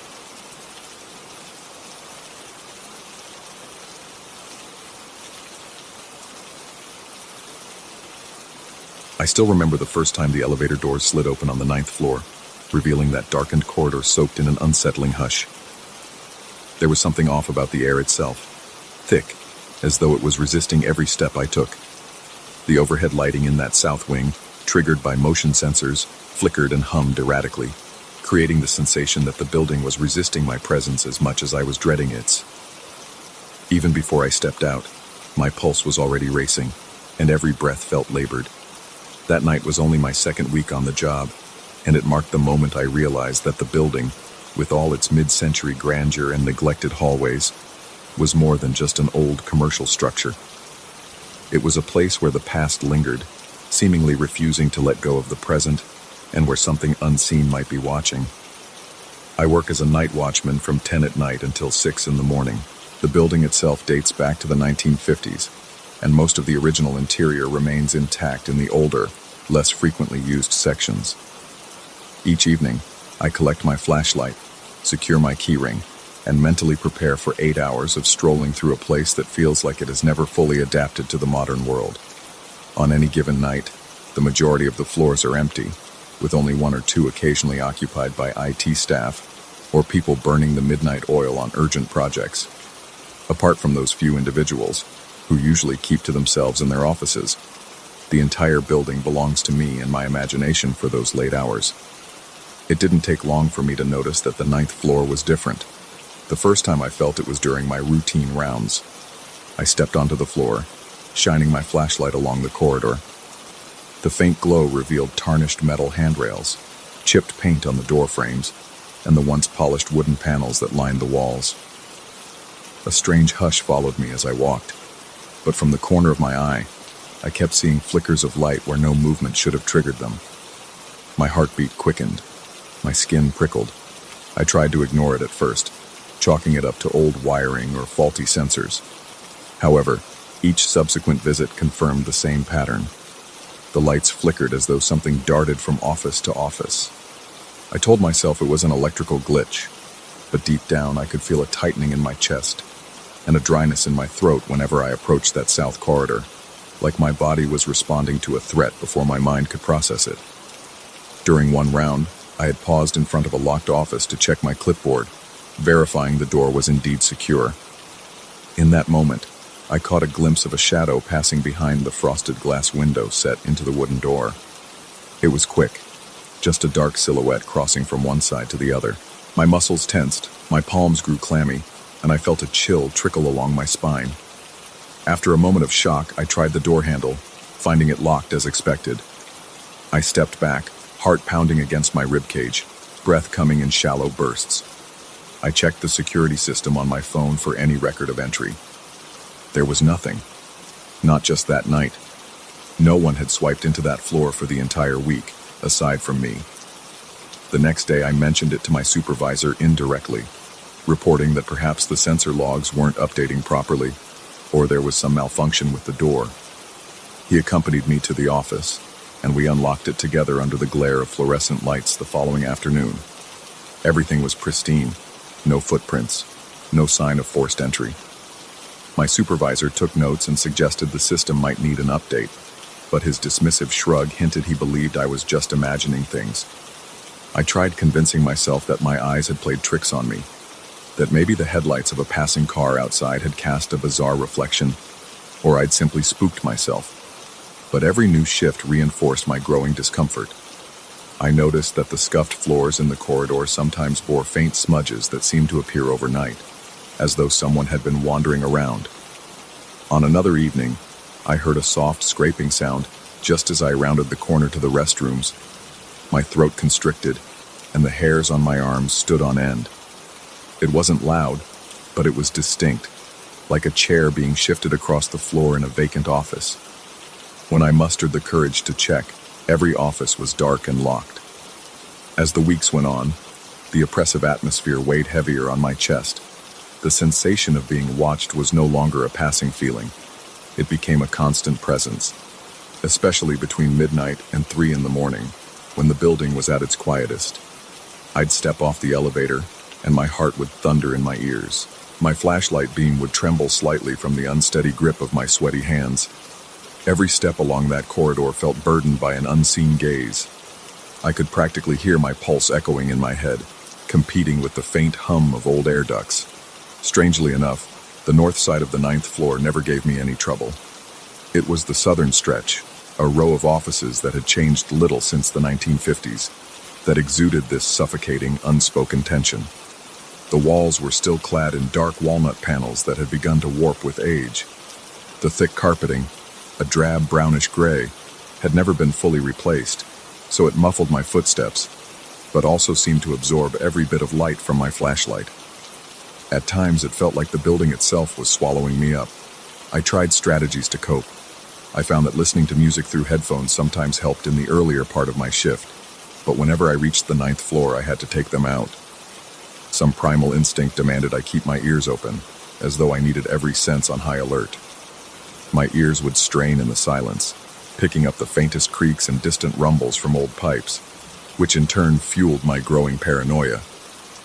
On nights when IT staff were in the building, I felt slightly less alone, but they rarely ventured beyond their offices on the lower floors, and I never confided in them about my experiences.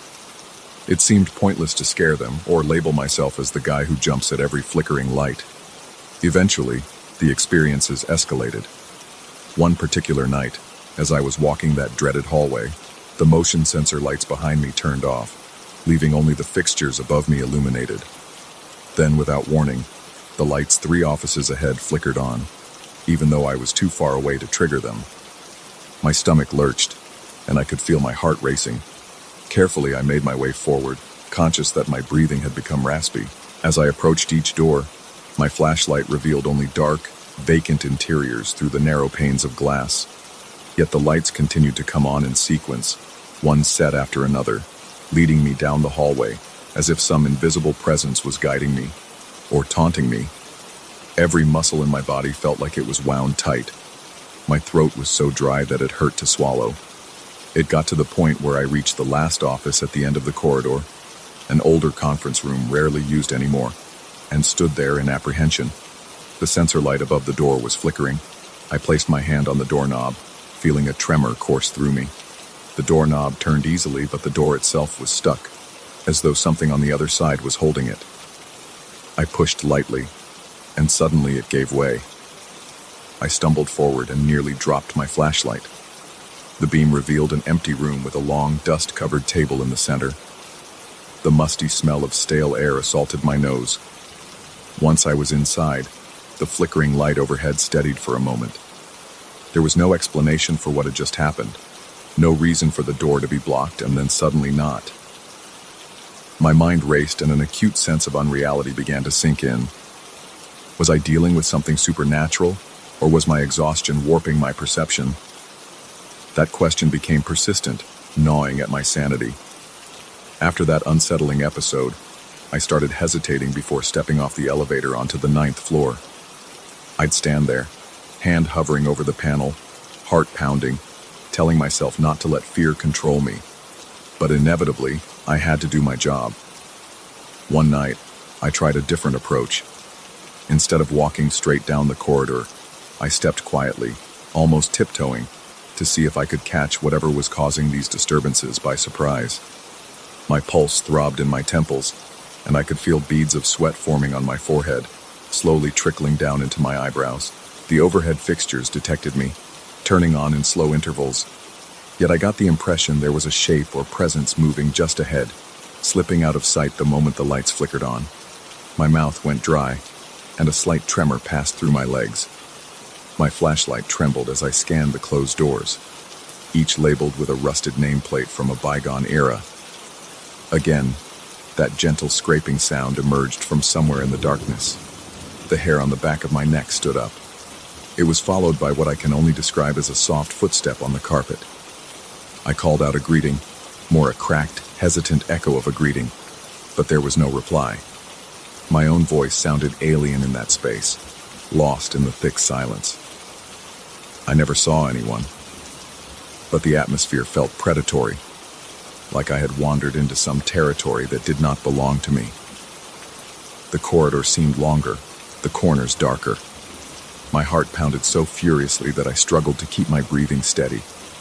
As I passed one closed office, I heard a faint click from within, like a light switch being toggled. When I directed my flashlight through the small glass panel, I saw only darkness and my own reflection. Then, a thought crossed my mind with startling clarity. Perhaps I was being watched from inside the room, observed just as clearly as I observed my own reflection. That realization twisted my gut, and I moved on in a rush, unwilling to stay near that door a moment longer. The final straw came on a night when I found that every sensor light on the 9th floor was blinking in a sequential pattern, from one end of the corridor to the other, as if they were waving me forward. With my pulse hammering in my chest, I followed that macabre path, each step taking me closer to that last office at the far end. The door was slightly ajar, even though it should have been locked. My flashlight revealed a yawning blackness inside. Inching closer, I felt a wave of clamminess wash over me, as if I were crossing into a region untouched by time. Inside was a single desk, an old wooden thing with curved legs, set below a fluorescent light that sputtered on as I approached. The drawers were all half open, my breath caught in my throat. All around me, I felt a sensation that was akin to static electricity. Fine prickles dancing along my arms, accompanied by a low hum I couldn't quite place. It felt like the building itself was alive, swelling and contracting with each of my hesitant breaths. In the suffocating hush, I discovered an old key resting on the desk's surface. It was heavier than modern keys, with an ornate bow, the metal tarnished with age. I could feel my heart pounding behind my ears as I held it. Something in my mind whispered that this key unlocked more than a door. It might open the final threshold between the present and whatever restless force lingered in this place. Every logical instinct in me said to leave it, but a morbid curiosity drove me to take it in my hand. The moment I did, that faint hum rose to a static buzz, and the overhead light flickered violently. I felt a surge of panic rattle my nerves. My breathing turned shallow, and the entire corridor behind me seemed to darken at once, as though the sensors had collectively failed. Only that sputtering light in the office remained, casting long, warping shadows across the walls. For a split second, I thought I saw a figure reflected in the dusty window behind the desk. A tall, dark outline that didn't match my proportions, swaying slightly as if it were waiting. My heart jumped, and my body reacted on pure instinct. I lunged for the door and rushed into the corridor, the key clenched tightly in my palm. My legs felt weak, almost buckling under the weight of terror and adrenaline. I sprinted for the elevator, jabbing the button repeatedly. When the doors finally slid open, I dove inside, jamming the close door button as though my life depended on it. The elevator descended with its usual slow hum, but it felt like it was taking forever. In that moment, I was convinced something was in that corridor, pressing against the sealed elevator doors, trying to follow me. When the doors finally parted in the lobby, I stumbled out, panting, my body slick with sweat, my mind reeling. My vision swam with a mixture of relief and residual fear. I spent the rest of that shift in the security office downstairs, occasionally glancing at that old key I had left on the desk, uncertain if taking it would bring something more menacing upon me, or if leaving it there had sealed my fate anyway. I haven't returned to that corridor in the same way since. Now I make my rounds, but I pass through the 9th floor swiftly, my body tensed as though bracing for a collision. I still sense it there. The flickering lights, the drifting shadow, that choking sensation in the air. I know that I'm not alone in those hallways. Whether it's some lingering presence from the building's past or a figment of my own unraveling psyche, I can't shake the notion that I've opened a door I can never fully close. Even now, as I step off the elevator and steel myself for the short trek to check the southern corridor, my entire body is coiled tight and sweat beads on my upper lip. A persistent tremor lives in my hands. My breath catches at every sudden flicker, every creak, every subtle shift of darkness. The building hums around me, the old pipes and aging electricity forming a dissonant chorus. I used to dismiss these occurrences as symptoms of a faulty sensor system or an overactive imagination. But now I'm convinced that something lingers there, beyond the locked doors and dusty corridors, feeding off my fear. I haven't told anyone the full extent of these events. The supervisors don't seem interested in ghost stories, and any colleagues who might listen would probably think I'm unraveling. Maybe I am. But each night, I feel that presence looming, pressing against the edges of my vision, toying with the flickering lights, reminding me that this building, with all its history and neglect, has become more than just a backdrop to my nightly routine.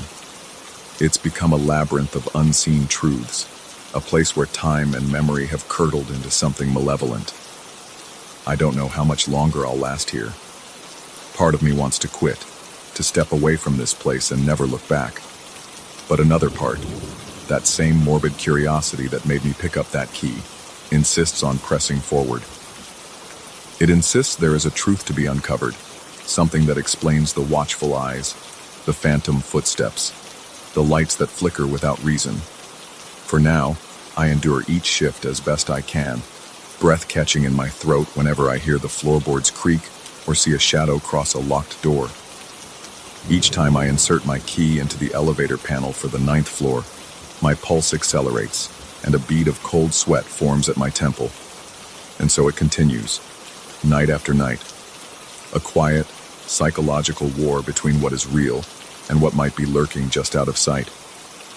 I'm locked in that battle, heart pounding with each new step into the corridor, uncertain if I'll ever find relief, but equally uncertain if I can escape the building's hold on me. The only thing I know for sure is that my life, once filled with routine and monotony, now feels forever on the cusp of revelation or insanity. In that uncertain space, I wait, night after night, listening to the faint hum of the lights as they flicker on and off, reminding me that something waits in the darkness, something that's made a home in the stale air and shadowed halls of that looming ninth floor.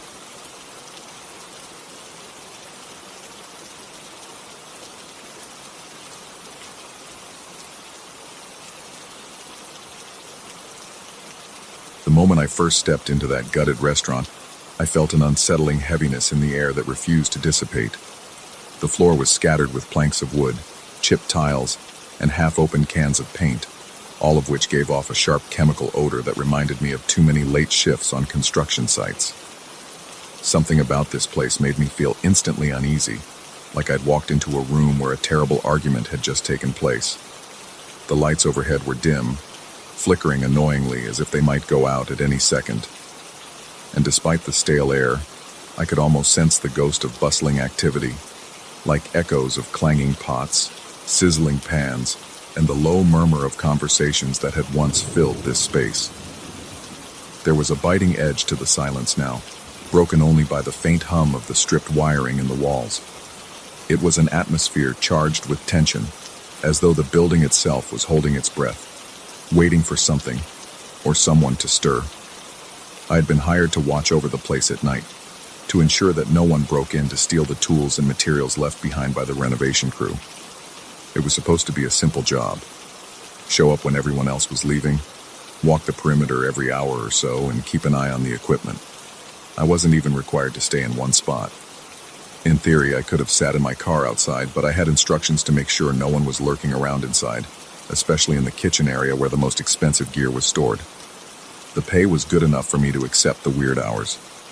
Plus, I told myself I'd seen stranger gigs, like the time I had to guard a vacant office building that had a broken elevator that kept opening on its own. I tried to brush off my initial apprehension as nerves. Still, something about the emptiness of that restaurant and its darkened corridors kept my skin crawling. The first few nights were tedious, but mostly quiet. I'd arrive around midnight, flip on a few overhead lights in the main hallway, and set up my small portable lamp near the entry, creating a make-do workstation. The rest of the building would remain cloaked in shadows, the flickering bulbs illuminating odd corners in a way that played tricks on my eyes. About 2 hours into the shift, I'd begin hearing those soft knocks coming from the direction of the old walk-in freezer.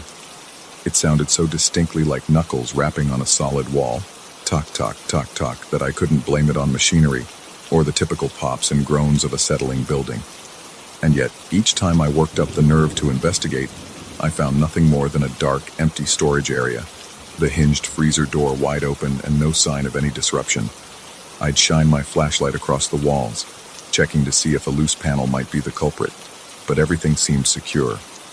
It was as though something, or someone, was deliberately tapping just to make me come over, only to vanish the moment I arrived. On the third night, I noticed a mirror placed at an odd angle on the long prep counter in the kitchen. It looked like it had been there for ages, gathering dust. It was large, with a tarnished frame that suggested years of use. Sometimes, when I walked by in my rounds, the overhead light would catch on its surface just right, and for the briefest moment, I think I saw movement in the reflection. At first, I chalked it up to my own silhouette crossing the kitchen, but twice I could have sworn I spotted something else, something behind me that disappeared the instant I whipped around. My heart pounded so loudly I could hear my pulse in my ears. Each time I thought I saw that flicker of motion, a low wave of cold dread washed over me. My breath would become shallow, and I'd feel beads of sweat forming on my forehead. I told myself it was exhaustion, that a mind left idle in a silent building will start weaving illusions. Still, the unnerving sensation lingered, making me doubly alert as I paced the halls. By the fifth night, I was growing accustomed to the sporadic knocks near the freezer, though they still set my teeth on edge.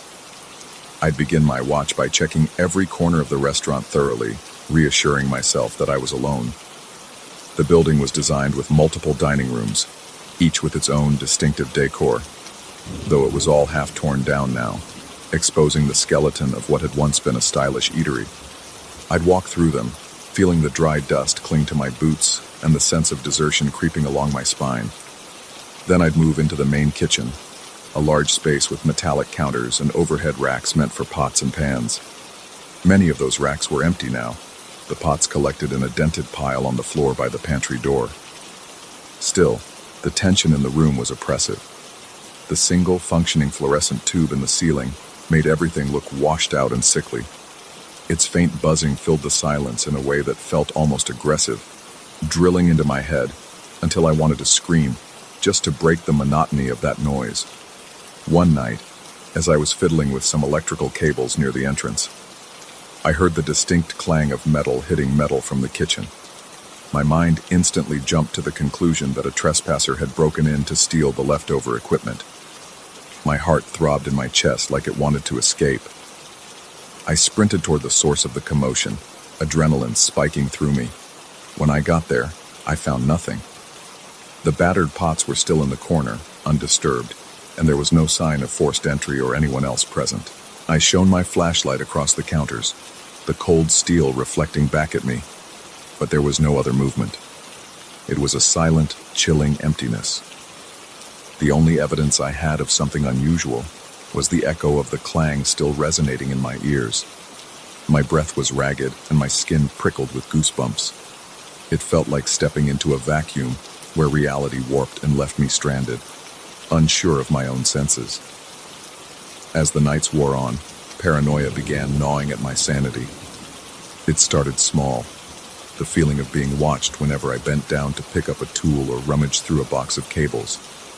I could practically feel eyes boring into the back of my head, but the moment I straightened up and spun around, there was no one. Other times I'd pass by that mirror and catch a glimpse of a shape, some kind of dark outline, standing just outside my field of vision. Each time I looked directly, the shape would dissolve into the gloom. At one point, I even thought I saw the reflection of a pale face behind me, distorted by the mirror's tarnished edges. My throat went dry, and my palms broke out in a cold sweat. I had to shut my eyes for a moment to steady myself, and when I looked again, the face was gone, leaving only the reflection of my own trembling figure under the harsh fluorescent light. Lack of sleep began to wear me down. My mind kept replaying every small anomaly, the knocks, the glimpses of movement, the echoing clang of pots, on an endless loop. My chest would tighten with anxiety whenever I stepped into the building, as if an unseen presence was pressing down on me, draining the air from my lungs. I started doubting my own recollection of events. Maybe the knocks had a rational explanation. Perhaps the movement in the mirror was just a trick of the light, or maybe the pots had just shifted due to some vibration. But no matter how hard I tried to rationalize these experiences, I couldn't shake off the primal fear that something was terribly wrong here. My heart raced every time I entered a dark corridor.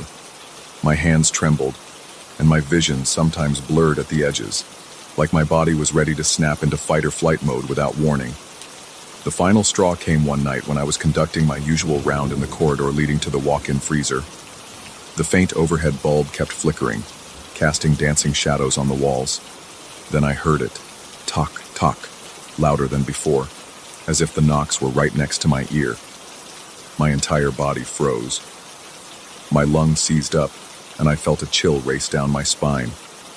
Summoning what courage I had left, I stepped toward the freezer door. It lay ajar, like a mouth waiting to swallow me. I reached out with my flashlight, its beam quivering because my hand wouldn't stop shaking. Inside, it was just darkness broken by the circular reflection of my flashlight on the walls. The temperature was cool but not freezing, and every surface looked damp and unwelcoming. Then from somewhere in that darkness, I heard what sounded like a faint exhale, almost a sigh. My chest constricted, and I stumbled back, feeling my heartbeat thunder in my ears. I tried to tell myself it was my own breath echoing in the enclosed space, but I didn't believe it. I slammed the freezer door shut, nearly dropping the flashlight in the process. My heart was pounding so violently that I felt dizzy. A wave of nausea rolled through me, and I thought I might pass out right there. Instead, I forced myself to move, because the one thing more frightening than running was standing still. I practically bolted into the main dining area. The light was dim, and in the reflection of the windows, I could see my own panicked face. My vision blurred at the edges, and I found myself gasping for air. I tried to calm down by reminding myself that I'd been alone in plenty of spooky buildings before, that I was just letting my imagination run amok in a deserted restaurant with a weird vibe. But reason had no hold on me anymore. My entire body screamed that I was in danger, and that I needed to leave. Yet, I couldn't abandon my shift. I had a job to do. So, I steadied myself and decided to end the night's rounds with one final check of the kitchen. My logic was simple. If I got through this last sweep, I could hole up by the entrance until morning. That was the plan. But as I stepped back into the kitchen, I noticed that the old mirror on the prep table had shifted. It was tilted more upright than before, revealing a broader reflection of the room. My pulse hammered, and I swallowed hard, forcing myself to walk toward it. With each step, the mirror seemed to magnify every shadow, every speck of dust dancing in the stale air. I could see the large metal counters behind me in the reflection, the ceiling light flickering above, and the empty racks that once held pots. Then, in a jarring instant, I saw that shape again, a dark silhouette standing just beyond the door. My stomach twisted, and my breath caught in my throat. I spun around to face it directly, nearly dropping the flashlight. But the doorway was empty, just the cold gloom of the corridor behind it. When I looked back at the mirror, the silhouette was gone. A creeping sense of dread slithered up my spine, and for a moment, I felt like my limbs were made of lead. I'd had enough. My nerves were shot, and the oppressive atmosphere was suffocating. I backed away from the mirror, eyes darting to every corner of the kitchen. My heart was pounding so hard I could feel it in my temples. The overhead light flickered again, like a mocking stutter. Every muscle in my body told me to run, to escape. I rushed out of the kitchen, past the dusty dining room chairs stacked against the walls, and found my way to the main entrance. The door felt stuck as I tried to push it open, and for a split second, panic seized me. It gave way after a forceful shove, the cool night air hitting my face like a slap. I stumbled outside, chest heaving, and leaned against the brick exterior. The silence of the empty street almost felt comforting compared to the oppressive hush inside. I did return the next night, determined to face whatever was happening in that restaurant. But the tension in my body was almost unbearable as I stepped through the doors again. This time I felt a strange mix of dread and defiance. I refused to be scared off by something that had no logical right to be there. I walked the corridors more quickly than usual, double-checking the locks, scanning every inch with my flashlight. The knocks near the freezer returned, but I refused to respond. The old mirror remained on the table, reflecting only my own tense face when I dared to glance at it. Eventually, the shift ended, and I stepped out at dawn, feeling battered, but oddly victorious. I had faced the swirling shadows, the eerie knocks, and the relentless paranoia, and I had survived, physically at least. Yet even now, the memory of that place clings to my mind like a film of grime. Every time I shut my eyes, I recall the shape in the mirror, the echoing clang of unseen pots, and the horrifying certainty that something there was reaching out from the darkness. I'm left with questions that refuse to settle. Was it all just stress? The product of an anxious mind left alone in a husk of a building? Or was there genuinely some presence lurking among the hollow walls, feeding on my fear? I have no definitive proof, only the echoing memories that make my skin prickle even in broad daylight. Sometimes I catch myself wondering if the next night I have to watch over an empty building, I'll face a similar presence. The possibility sends shivers down my spine, but I keep going because I have no choice. The real horror isn't what we see, or think we see, in the dark. It's the nagging doubt that we may never truly know what's hiding just beyond the reach of our flashlight beams, and it's that lingering uncertainty that ensures I'll never forget those nights of solitary vigilance, listening to the hollow knocks on the freezer wall, waiting for a shape to appear in the mirror that shouldn't be there, and feeling the relentless churn of dread that no amount of rational thought can erase.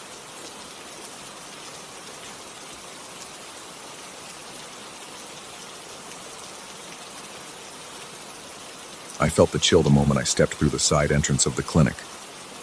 Even though the corridors were kept at an even temperature, there was a penetrating cold that snaked across my skin and settled deep in my bones. My first few nights on the job had been relatively calm. Sterile hallways, humming fluorescent lights, the occasional drip of a faucet that needed fixing. But as the clock approached 3 in the morning on my second week, an unmistakable dread began to gnaw at me. It was as if the building itself were exhaling a slow, freezing breath, warning me that something was off. That was when I first noticed the door at the end of the corridor silently opening and closing on its own, as though beckoning me deeper into the gloom. I had been hired to cover the night shift in a medium-sized medical clinic, one that officially closed to the public at 8 p.m. Only a few overhead lights remained on for basic visibility. They created pockets of yellowish glow in an otherwise dark space. My responsibilities were straightforward: supervise the generator, ensure that any essential equipment remained functional, and make certain no unauthorized persons wandered in. It sounded simple enough. The pay was decent and I appreciated the solitude, but I quickly learned that solitude can play tricks on a man, especially when the environment does half the work for you. After my first few nights, subtle occurrences started to pile up, each one leaving me a bit more unsettled. It began small. One night, as I walked the corridor that connected the waiting area to the main examination rooms, I heard a faint click.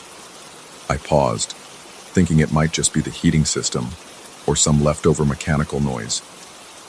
Then I heard it again, another distinct click.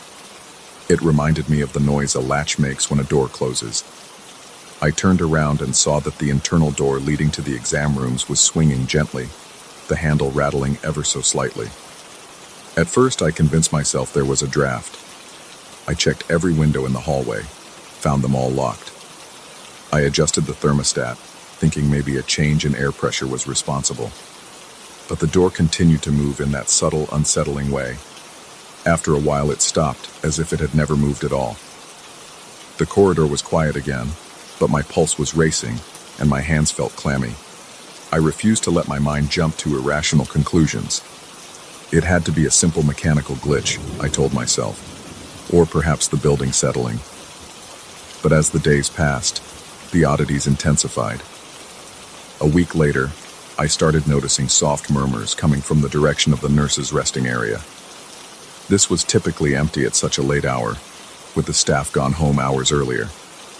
The hum of voices was barely audible, like a conversation muffled by thick walls. I strained my ears, trying to pick out words, or even the cadence of real speech. Yet every time I moved closer, the sound faded into an untraceable hush. Convinced I was not imagining these noises, I decided to record them. I placed my phone on the counter outside the nurse's station, set it to record, and walked away. When I played the file back, it was nothing but static and whispers too garbled to understand. I couldn't dismiss it outright. It was there, but it made no sense. Even the background hiss had a sinister edge to it, like a breeze blowing through a crypt. My temples pounded with the realization that something was happening beyond the edges of my rational explanation. The strangeness reached a turning point when I began seeing quick flashes of light in the corridors. They were never constant or even predictable. Sometimes I would be in the break room, sipping stale coffee, and a flash would illuminate the hallway through the window on the door, just for the briefest second, as though someone had flicked a flashlight on and off. Other times, I'd be standing in the corridor itself, completing my rounds, and my peripheral vision would catch a strobe-like flicker against the wall. I checked the clinic's log and the emergency lighting system, but everything was in working order. The spare flashlights were locked in a cabinet that I alone had access to at night. On one occasion, I even rushed toward the source of the flicker, expecting to find faulty wiring or some reflection from outside. But there was nothing. Just the sterile emptiness of a place not meant to be occupied at those hours.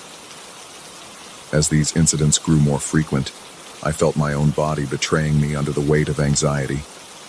My throat would go dry each time I heard the slightest noise. My fingertips would grow numb with pins and needles when I turned a corner, expecting the corridor to be empty, but fearing it might not be. My heartbeat was so loud in my ears that sometimes I thought the clinic was pumping it through the ventilation system. Each breath felt like a stifled plea for reassurance. I tried sharing my concerns indirectly with one of the day shift supervisors. I mentioned that the door near the exam rooms seemed to have some issue with its latch. I hinted that perhaps the electric wiring in the corridors might need a once-over, given the unexplained flashes. He listened politely, or at least pretended to, but seemed dismissive. He suggested the building might be old and joked that I was probably tired from adjusting to nighttime work. When I pressed about the static-laden recordings, he shrugged and said that electronics can pick up all sorts of interference. There was no direct confrontation, but I left that conversation feeling more alone than ever, convinced that no one would take my growing terror seriously. The real trouble started in the early hours, around 3 in the morning, when the entire clinic seemed to shift into a different personality. The lights that were meant to stay on would dim in a strange, irregular pattern, as if the clinic were breathing. My reflection in the glass doors of the waiting room would appear distorted, slightly elongated. The hum of the HVAC system seemed to adopt a fluctuating pitch, producing an almost melodic moan. During one of my rounds, I stood still in the hallway for a moment, holding my breath, and realized I could feel vibrations through the soles of my shoes, like a low-frequency resonance that you might expect from heavy machinery. The generator was 2 floors below, but this was different, pulsing, rhythmic, almost alive. One especially unnerving night, I noticed a shadow crossing the corridor in front of me. It happened so fast that I nearly doubted my own eyes. The silhouette was tall and leaned slightly forward, as though peering around a corner before disappearing. My heart jolted so violently that I felt it might tear through my ribcage. With sweat gathering on my forehead, I sprinted to the intersection of hallways, half expecting to confront an intruder. But no one was there, and no door was open. The entire space was silent, but for my own ragged breathing echoing off the sterile walls. In those moments, I questioned whether I was losing my grip on sanity. Each time I tried to rationalize a new experience, the clinic threw another inexplicable phenomenon my way. One night, I discovered footprints in the dust near the generator room.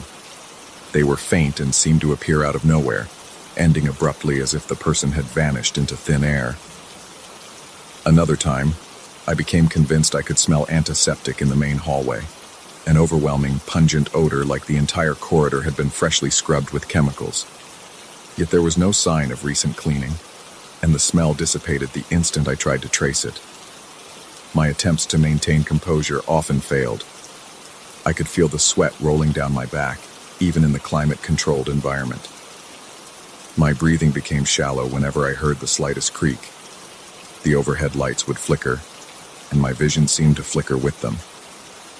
More than once, I thought I caught a glimpse of a figure in a lab coat down the corridor, but each time I blinked, it was gone. This wasn't a place that felt safe anymore. It was as if the clinic were a living thing, reacting to my fear, feeding on it. I found myself so tense that I would jump at the clang of a mop bucket in a distant janitorial closet, or the mechanical sigh of a door at the far end of the building. One of the most disturbing nights came when I decided to approach the exam room door that had been opening and closing. It was around 3:10 a.m., and I felt a sense of dread that went beyond anything I'd experienced up to that point. There was a flicker in the fluorescent lights, and that door was again swaying slightly, an eerie invitation. My stomach felt twisted, as though someone had knotted it from the inside, and I could taste bitter acid at the back of my throat. I inched toward the door, each step accompanied by the squeak of my rubber soles against the tile floor. The corridor felt impossibly long, and I could have sworn the door was receding further away, as if the hallway were stretching itself out to keep me from reaching it. When I finally stood in front of it, I placed my hand on the handle. It felt cold and strangely damp, like it had been sitting in a freezer. Slowly, I pushed it open. The exam room behind it was dark, illuminated only by a faint glow seeping through the blinds from the streetlights outside. My heart thudded so loudly that it drowned out every other sound. The room seemed empty, just an examination table, a sink, some cabinets for medical supplies. I stepped inside, convinced I would find nothing but a draft, or maybe a misaligned hinge. Then I heard a soft shuffle from a corner. I froze. My scalp prickled as though every hair was standing on end. My vision blurred momentarily. Mustering courage, I pointed my flashlight into that corner. There was no one there, only a metal stool and a rolling tray. Yet the stool was turned slightly, as though it had just been moved. My breath came out in a ragged gasp. I stepped backward, nearly tripping over my own feet, and fled the room without looking back. Ever since that night, the sense of oppression in the clinic deepened. Even the silence felt loaded, like it was vibrating with a hidden message. The faint whispers near the nurse's station returned almost every night. If I tried to record them, I heard only static on playback. The door at the end of the hallway kept swaying, even after I tightened its screws. The corridor lights sometimes blinked in what felt like a deliberate sequence, not just random power fluctuations. Worse, I would occasionally catch a reflection of movement in the polished floor tiles, when I was positive I was the only one in that hallway. My hands would shake involuntarily whenever I tried to steady my flashlight. I began to doubt my own senses to the point where I feared turning corners or opening doors. The anticipation of seeing something impossible, some figure crouched against the wall, or a silent shape standing in the middle of a room, ate at me every moment. I told myself I was just paranoid, that the job was too solitary, that perhaps my mind was conjuring illusions out of stress. But the physical manifestations, the temperature drops, the swaying doors, the footprints, the hushed voices, refused to let me cling to rationality. On my final night working there, I felt an overwhelming urge to confront whatever was lurking in those corridors. I couldn't endure the silent torment anymore. As 3 a.m. rolled around, I forced myself to walk the entire clinic, from the empty waiting room to the supply closets, from the exam rooms to the far corners of the basement near the generator. The deeper I went, the heavier my limbs felt. My heart was pounding so fiercely that spots danced in my peripheral vision. The overhead lights seemed to flicker in rhythm with my pulse. Each corridor felt more oppressive than the last, and the air had an indescribable weight, as if I were wading through a tangible darkness. When I reached the generator room, I felt a sudden wave of nausea. The door was ajar, and I heard a low, droning sound coming from inside, not just the hum of the generator, but something layered beneath it. My scalp tingled, and a cold sweat erupted on my forehead. Summoning what little courage I had left, I entered. The generator's status lights blinked as normal, but the corners of the room were swallowed in shadow. I'm not sure what I expected to find. A person, a trick of the light, some hidden speaker. Instead, I was confronted by an almost crushing sense of presence. My lungs constricted, and my breathing became ragged. The walls seemed to close in. For a moment, I thought I might pass out from sheer terror. Then, in a single blink, the sensation vanished. The droning stopped. The room was simply a room again, lit by a single overhead bulb, but my entire body was shaking, and I knew I couldn't stay in that place any longer. I slammed the door and stumbled back upstairs, shutting off lights and double-checking locks far more hastily than usual. My car keys felt slippery in my hand as I fumbled my way to the side exit.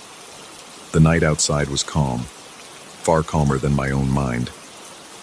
I took one last glance back at the clinic. For a second, I thought I glimpsed a flicker of white light behind one of the second-floor windows, but I refused to linger. I got in my car and drove away, my heart racing with the adrenaline of escape. I never returned to that night shift. I gave my notice the following morning, citing personal reasons. Even now, when I drive past that building, I feel a pang of dread that shoots straight through my chest. My breathing becomes shallow, and my fingers tense on the steering wheel. Sometimes I wonder if anyone else experiences the flickering lights or hears those distant murmurs. Perhaps it all stopped once I left, or maybe the clinic just found a new late-night caretaker, someone else it can lure into the labyrinth of its silent halls. Either way, I can't shake the feeling that whatever existed in those corridors is still there, waiting in the darkness, opening and closing doors for the next person who dares to walk its halls alone. And every time the clock strikes 3 in the morning, I'm certain the building draws in a quiet, malevolent breath, an invitation, or perhaps a warning, echoing through those deserted corridors long after I've gone.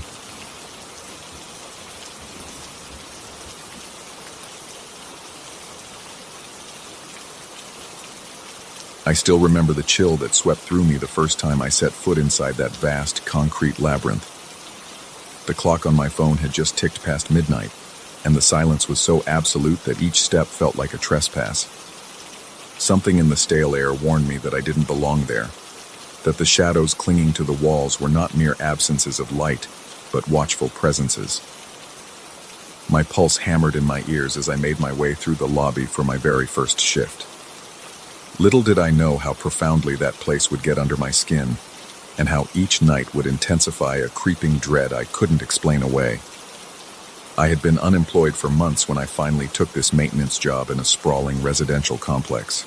The place was massive, with multiple towers jutting up into the night sky like silent sentinels.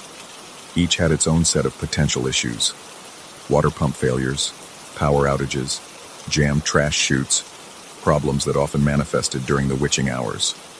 The pay was decent, and I was desperate, so I didn't hesitate to accept the graveyard shift, running from midnight to 6 in the morning. At first, I convinced myself that the stillness of the night would be easier to deal with than the chaos of daytime.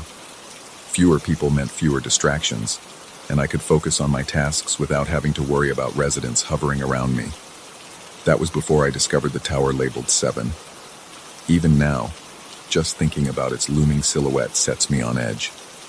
The building manager vaguely mentioned once that Tower 7 had an unreliable electrical system, prone to strange surges and random flickers. He claimed it was nothing more than outdated wiring and poor insulation, brushed it off as a nuisance that often required a reset in the breaker room. But there was something in his eyes that made me wonder if there was more to the story. He averted his gaze, as though recalling events he'd rather not articulate. During my first week, the radio crackled almost every night, alerting me to a sudden power failure in Tower 7. Always the same floor, often the 10th or 11th, and always the same time. 2 in the morning, give or take. Each time I would do as trained, trudge to the building's exterior door, climb into the echoing stairwell, and find nothing. The lights would be on, the hallway would be empty, all circuits would be functioning perfectly. My attempts to troubleshoot were fruitless, but the radio alerts kept coming. By the end of that week, just the thought of stepping inside Tower 7 set my nerves on edge.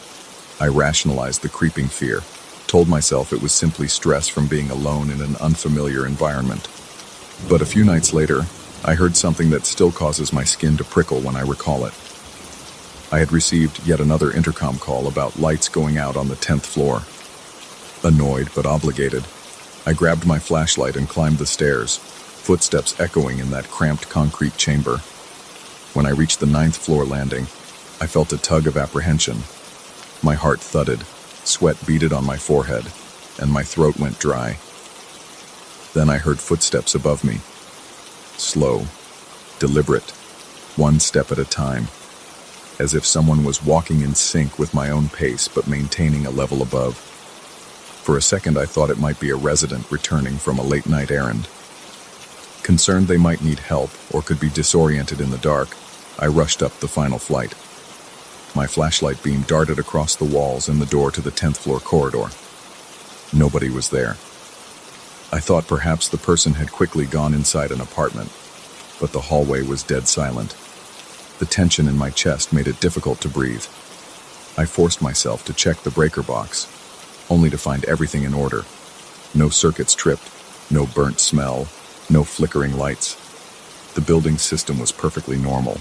On my way back down, I realized my hands were shaking so badly that I almost dropped the flashlight. My legs felt weak, as though the stairwell itself was pulling me in with each step, urging me to turn around, to go back up. It was an insane thought, but I couldn't shake it. I managed to leave the building, but long after I returned to my small maintenance office, I couldn't dispel the sense of being watched. Things didn't get easier during the rounds outside either. The complex's parking structure sprawls beneath the towers, with a labyrinth of concrete pillars and dim overhead lighting. At the far end of this subterranean lot sits a storage room filled with spare tools, replacement pipes, and maintenance odds and ends. The moment I cross into that area, a faint scraping noise rises above the hum of the fluorescent lamps. It's a soft, eerie sound, like metal rasping over metal, steady and persistent. I once spent nearly half an hour trying to locate its source. I checked loose grates, examined vents, tested every tool on the racks. Nothing. Yet the sound persisted, always seeming to come from a spot just out of reach, behind some shadowy pillar or within the bowels of the wall. Each time I'm down there, my pulse skyrockets, and sweat makes the collar of my shirt cling to my neck. The back of my skull tingles, and it feels like if I dare to turn around too quickly, I might catch a glimpse of something or someone standing behind me. The uncertainty is maddening. One night I spoke with a security guard who was on his way out, and he suggested that perhaps the underground level's pipes were old and rattling under water pressure. I didn't argue, but I sensed he was just making excuses. Maybe he'd heard something too and wanted to rationalize it. I didn't exactly confide my deeper fears. Instead, I kept them to myself, certain I'd be mocked for letting my imagination run wild. After all, I needed that paycheck. Letting on that I was unnerved might have threatened my ability to keep this job.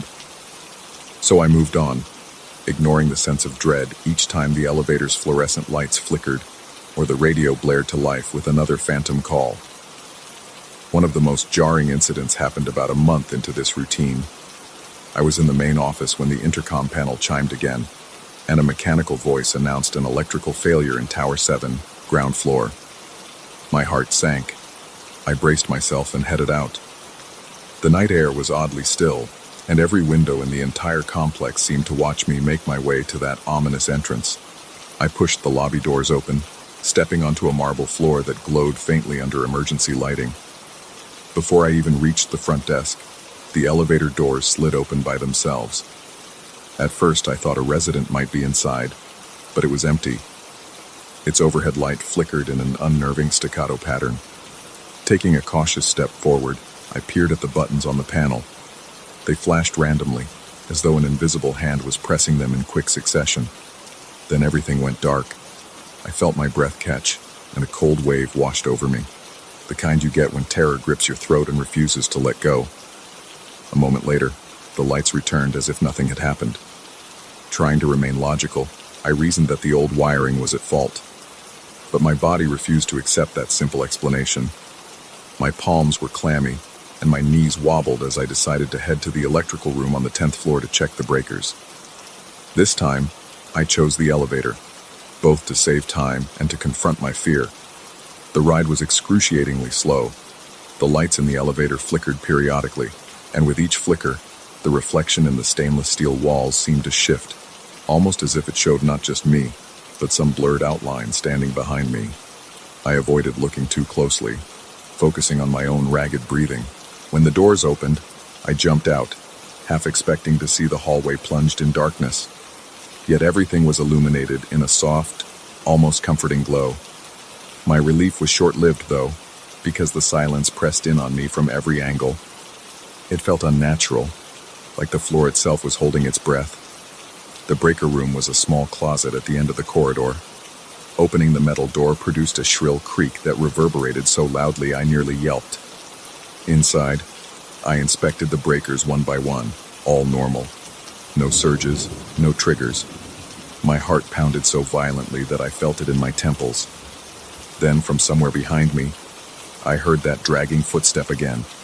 It was faint, a soft scuff on the linoleum. My entire body went rigid, and I could barely muster the courage to pivot. When I finally did, flashlight raised, there was only a vacant hallway. Still, the air felt charged, like an invisible presence was standing inches away, challenging me to take a single step in its direction. I couldn't stand there any longer. I bolted for the stairs, ignoring the wave of vertigo that nearly made me stumble. Each flight down, I heard something following me.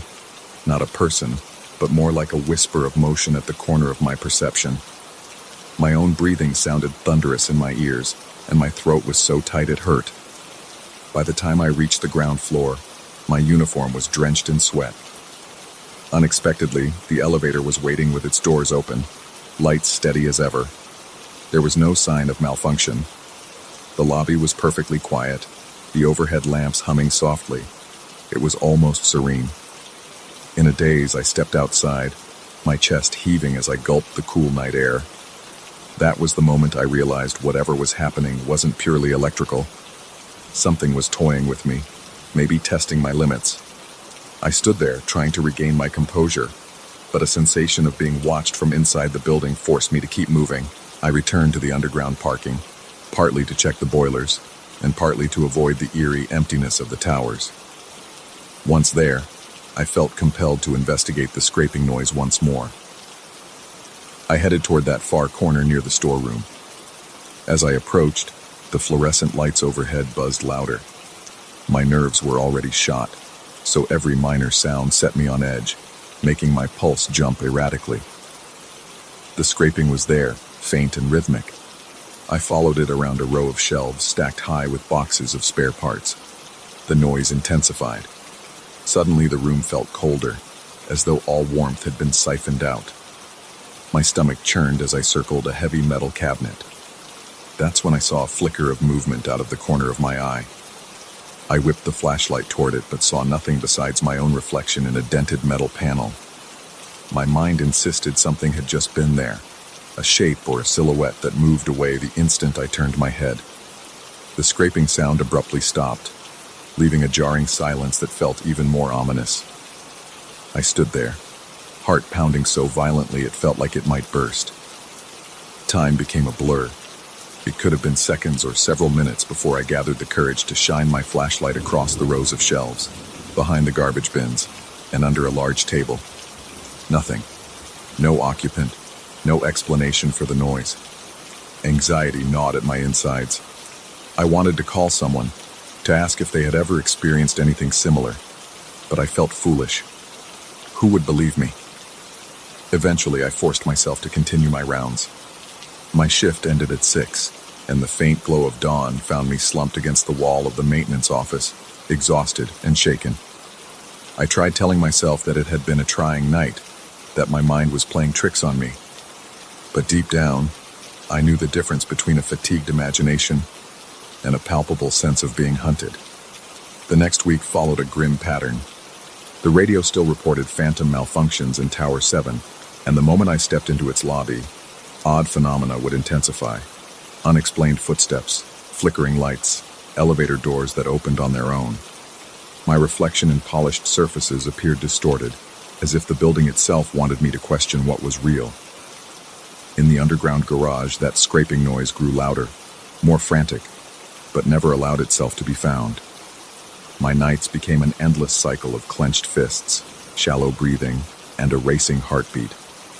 My paranoia skyrocketed to the point where I found myself checking over my shoulder every few seconds. At one point, I even contemplated quitting, but my finances wouldn't allow it. The job, as disturbing as it was, paid well, and I was in no position to walk away. I told myself I would endure it, that I was stronger than any lurking shadows or flickering lights. Yet each night chipped away at my resolve. My dreams became twisted labyrinths, where corridors stretched infinitely, and faint footsteps echoed behind me no matter how quickly I ran. One particularly harrowing night, I confronted the tension head-on. Another alert from Tower 7, ground floor lighting failure. With sweat already forming on my forehead, I entered that despised lobby. The second I stepped inside, every single bulb dimmed until the entire entrance was bathed in a faint orange glow. The elevator lights flickered, an unsteady beacon that felt more mocking than helpful. I marched across the lobby, heart hammering, determined to reset whatever breaker had tripped. That's when I caught sight of my reflection in the elevator's mirrored interior. There was the shape again, a blur behind me. I spun around instantly, but the space was empty. It felt like the building was breathing, its walls expanding and contracting in quiet anticipation. My instincts screamed at me to run, but I forced myself to pry open the electrical panel in the lobby. Every switch was perfectly set.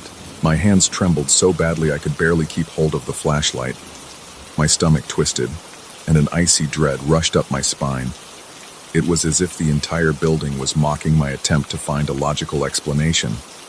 Sensing that I was on the verge of losing control, I slammed the panel shut and backed away. I still don't know what compelled me, but I whispered under my breath that I wouldn't be frightened off so easily. The words felt hollow, even as I said them. Something in the air shifted, a silent response that made every hair on my arms stand on end. Without warning, the ceiling lights flared back to full brightness. My vision swam from the sudden glare, and when I blinked it away, everything was just as it should be. Quiet, still, and mildly lit by the overhead fixtures, but my body remained coiled, adrenaline coursing through every vein.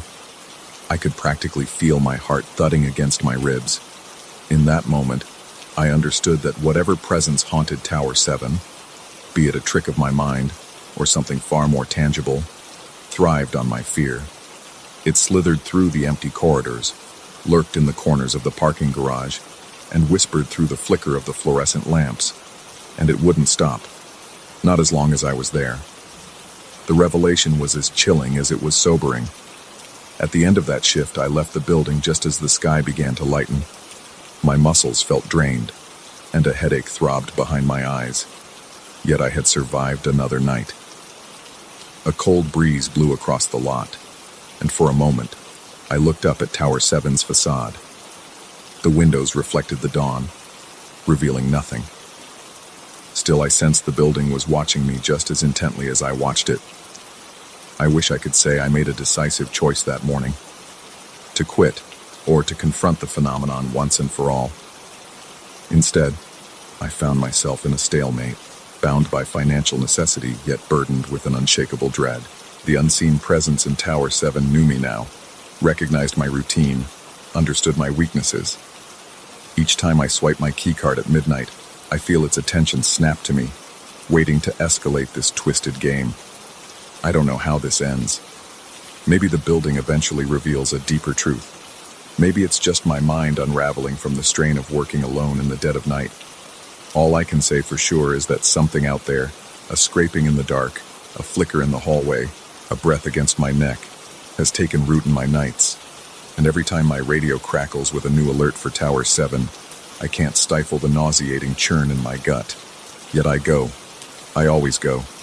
Because for now I have no choice. And because sometimes surviving the night is the only way to make it to the next dawn, even if that dawn brings no comfort at all.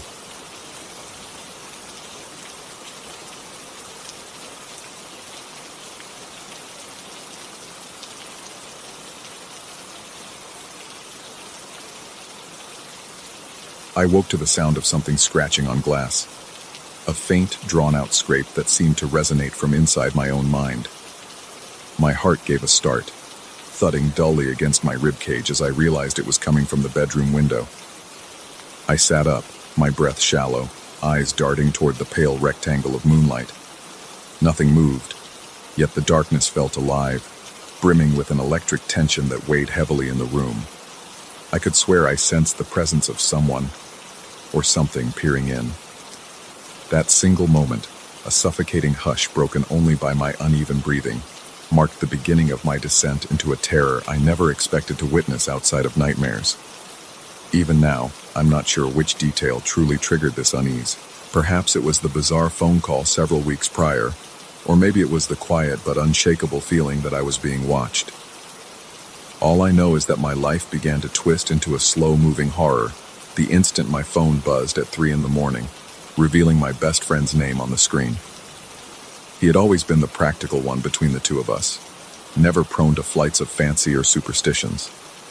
So, when I answered that night, still half awake and disoriented, his urgent tone rooted me to the spot. He told me, abruptly, and without much clarity, that I shouldn't leave my home under any circumstances at that time. His voice trembled with an intensity I had never heard before, not even when we went through stressful situations in college. It felt like an order coming through gritted teeth. Then, just as quickly as the call had started, he ended it, leaving my ears ringing with that final click. In the morning, I discovered that the stretch of road where I usually parked my car suffered a severe electrical short. Loose wiring arced along the pavement for a good half hour, igniting small flares of sparks. Had I been near my vehicle at that exact moment, maybe leaving for some errand, it might have ended with injuries or at least significant damage. Instead, I remained safe in bed. The coincidence was striking enough, But even more disturbing was how my friend insisted he had never made that call. He remembered no dreams, no involuntary actions, nothing.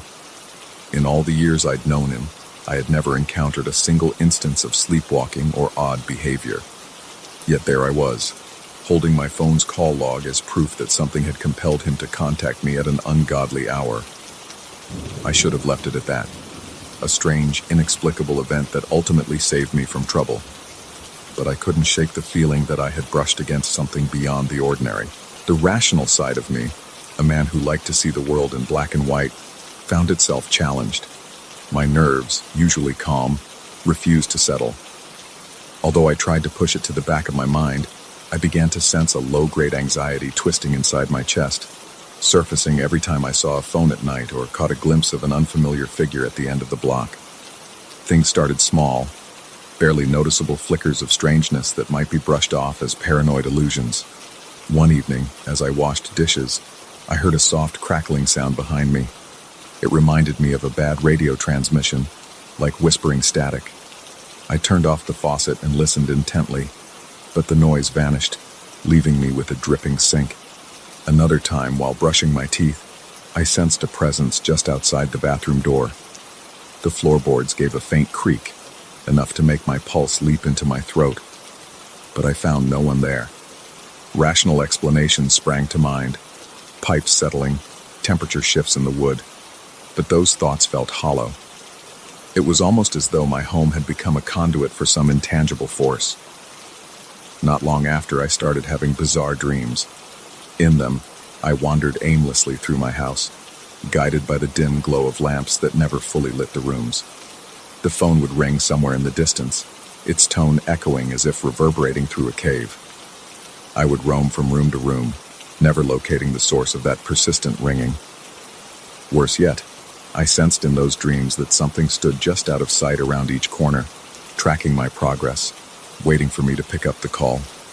My heart would pound in my chest, a nauseating rhythm that seemed to intensify with every passing moment. I would awaken drenched in sweat, the sheets tangled around my legs, my breath coming in ragged gasps. Over time, the line between dream and reality grew increasingly blurred.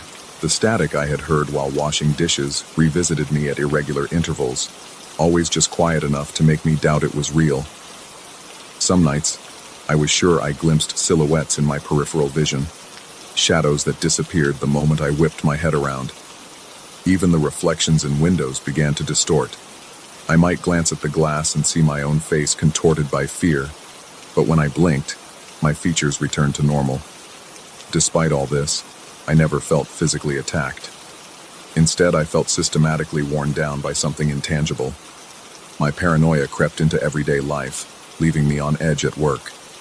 Coworkers occasionally commented that I seemed pale or jittery, but I dismissed their concerns.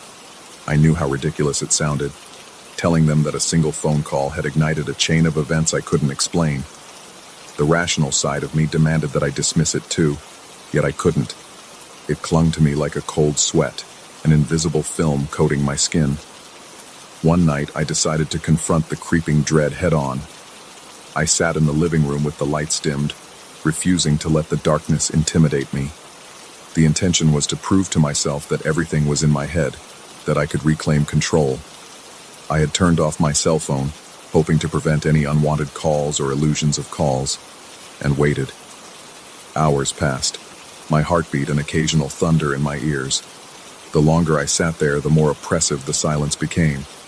The house seemed to breathe around me, walls contracting and expanding in an almost perceptible rhythm. My eyes felt gritty from strain. I must have drifted into a light sleep because the next thing I remember is a noise, a deep, reverberating hum, like the vibration of phone static amplified. It seemed to rattle my bones as I jerked awake. Instantly, I realized my phone was on, even though I distinctly recalled switching it off. Its screen glowed with a faint light, and the device vibrated against the coffee table. My heart hammered in my throat as I reached for it, the device's gentle buzz unspooling my nerves. The number on the screen was unrecognizable, a string of digits that made no sense. Yet I felt compelled to accept the call. Something deep in me rebelled at the idea. but some other part of me, maybe the same part that refused to disregard what my friend had done weeks ago, insisted I answer. With trembling fingers, I picked it up. The line hissed with static. I could hear frantic breathing, but it wasn't mine. It sounded like an echo of someone else's fear bleeding through the phone, fast and ragged. For a second, I thought I recognized my own voice in that labored breath, almost a reflection of my panic. Then the phone went dead. My heart pounded so fiercely I thought I might faint. I sat there, cold sweat running down my temple, waiting for something else to happen. Nothing did. It was only me in the dark, phone in hand, with the house pressed around me like a living shroud. That night, I slept with every light on. My sense of helplessness gnawed at me, turning the next day into a disorienting blur. Work offered no respite. I found myself checking my phone obsessively, uncertain whether I wanted to see another call or not. The tension in my chest continued to gather momentum. I didn't trust my own senses. The passage of time felt slower, and a single crack of a knuckle in a nearby cubicle made me flinch. I tried to confide in my friend, the same friend who supposedly called me that fateful night, but he only repeated that he remembered nothing. He looked concerned, told me I was probably under stress, that I should take some time off or visit a professional. I considered it, but I worried a professional might dismiss it as paranoia. Still, the smallest rational part of me clung to that possibility, hoping for some mundane explanation. Maybe it was all in my head, an overreaction to a single strange coincidence. But each time I convinced myself of that, I would sense the static trailing behind me, or feel the brush of unseen eyes lurking in the corners. In an attempt to take control again, I changed my nightly routine. I forced myself to go for short walks before bed, wanting to soothe my nerves with fresh air. Yet even outside, I felt watched. Streetlights buzzed overhead with a dull resonance, and I found myself scanning driveways and alleyways for any shape that might be following. Whenever a lamp flickered, my pulse instantly spiked, and I half expected to see a silhouette crouched under the wavering glow. One evening, while returning from such a walk, I passed my car parked across the street. It sat beneath a single streetlight that cast harsh, angular shadows. The vehicle appeared normal, but as I approached, I heard that same crackling I'd heard in my kitchen weeks ago. It emanated from somewhere near the front bumper, like static or an electrical hum. I stopped dead in my tracks, my face burning with mounting dread. Then, just as I stepped closer to investigate, the noise disappeared. My skin tingled, and the hair on my arms rose in a ripple of gooseflesh. I fled inside, slamming and double-locking the door, chest heaving with shallow staccato breaths. The house welcomed me with the oppressive hush I had come to despise. I stood in the doorway, panting, scanning the living room for any sign of movement. My phone lay on the table, off this time, at least I thought it was. Every time I looked at it, an icy stab of apprehension cut through me. For a few moments I considered throwing it away entirely, but the idea of not having a phone at all felt almost as terrifying. What if an actual emergency happened? What if I needed to call for help? That question settled like a weight in my mind. Need to call for help. Against what, though? An intangible presence? A manifestation of my own paranoia? Part of me wondered if the phone itself was a gateway, some channel for an influence I didn't understand. After all, it was the phone call that triggered this entire ordeal, and subsequent calls or static seemed to herald more episodes of dread. Time slowed to a trickle over the following days. My nights became a series of half-sleeps and abrupt awakenings, each more disorienting than the last. My dreams carried me through silent hallways, the phone ever ringing in the background, intangible yet omnipresent. More than once I jolted awake with my mouth dry, heart hammering, sure that something was in the room. I could practically taste the fear, bitter and metallic on my tongue. In desperation, I resolved to contact my friend again and plead for an explanation. If he truly had no memory of calling, maybe we could retrace the phone records, dig into any possible error or glitch. Perhaps some automated system or a crossed line had faked his caller ID, leading to all this confusion. The thought of uncovering such a mundane solution offered a fragile hope. So I asked to meet him at his place one evening, a neutral space I hoped would quell my anxiety. When I arrived, the atmosphere felt no less suffocating. His apartment was well lit, airy even, but an ominous pressure still clung to me like a second skin. Before I could speak, he mentioned that his phone bill showed a mysterious spike. Multiple calls placed at unusual hours, none of which he recognized. He explained it calmly, trying to reassure me that we'd figure it out together. Yet as I listened, my pulse kept an erratic tempo. We cross-referenced the call logs, and sure enough, the dates and times aligned with my experiences. Always around 3 a.m, always brief. That night, I left his place with more questions than answers. My mind reeled with the possibility that something was manipulating our devices, some force beyond my comprehension. During the drive home, the sense of being watched magnified tenfold. The streetlights cast long, pale beams on the asphalt, and each one seemed to illuminate a pocket of darkness crawling with hidden shapes. My headlights revealed nothing but empty streets, yet my heart pounded with the conviction that I wasn't alone. By the time I pulled into my driveway, my muscles felt taut enough to snap. Stepping inside my house, I tensed at the sudden realization that I had neglected to lock the door behind me when I left earlier. I don't know why that realization made my skin crawl. Perhaps I imagined that something had slipped in while I was gone, or perhaps the idea of my sanctuary left unguarded was just too much to bear. Moving slowly, I checked each room, flipping on the lights and bracing myself for any horrifying surprise. Everything appeared in its proper place, yet the dread remained. I sat on my sofa, phone in hand, determined to face whatever might come. Eventually, I noticed the faint hum again, a current of static so subtle I wasn't sure if it was real or a product of my exhausted mind.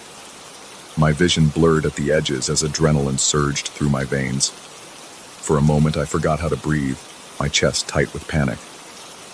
The phone grew warm in my hand, as if it had a pulse. I fought the urge to fling it across the room. Instead, I stared at it, waiting. Then the screen flickered, cutting through the darkness with a sudden glow. The device vibrated. No number displayed this time, just a shapeless distortion of pixels.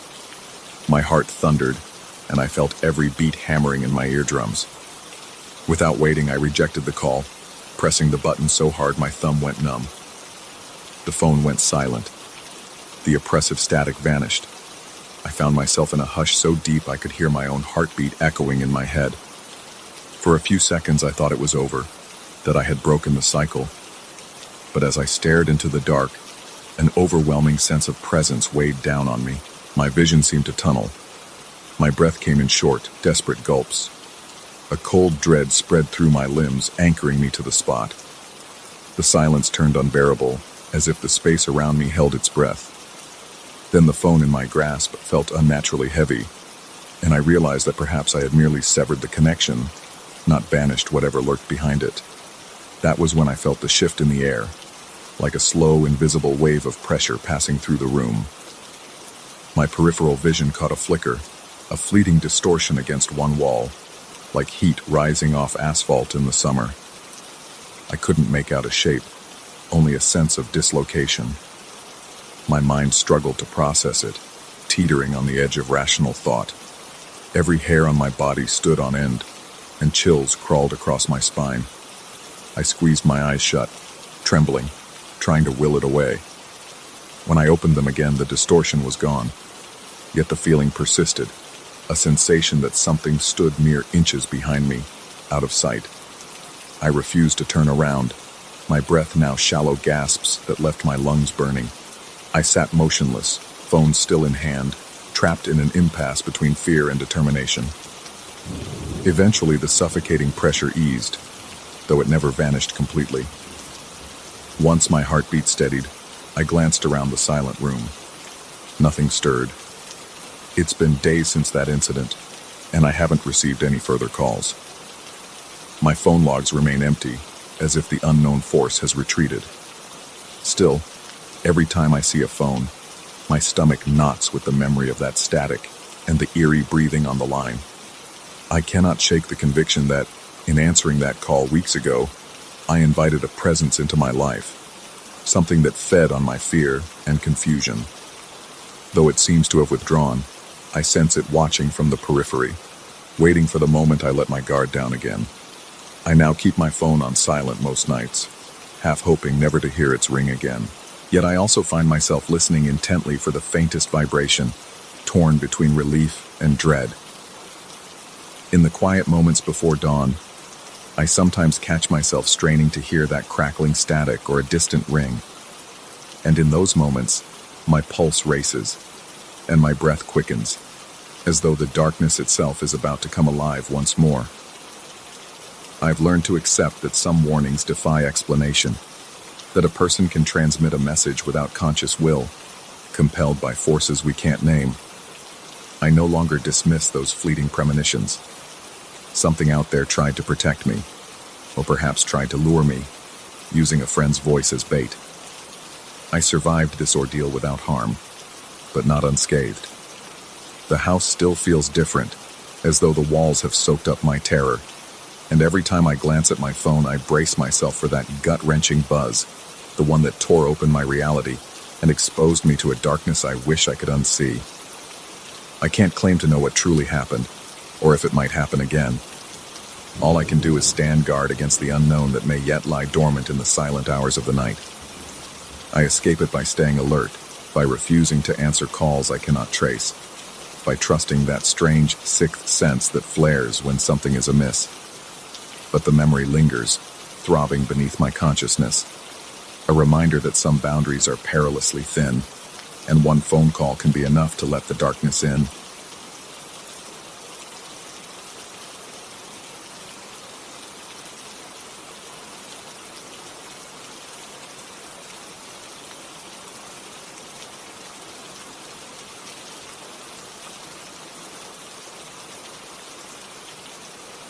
I felt the unease pressing in on me the moment I stepped into the hospital lobby for my night shift.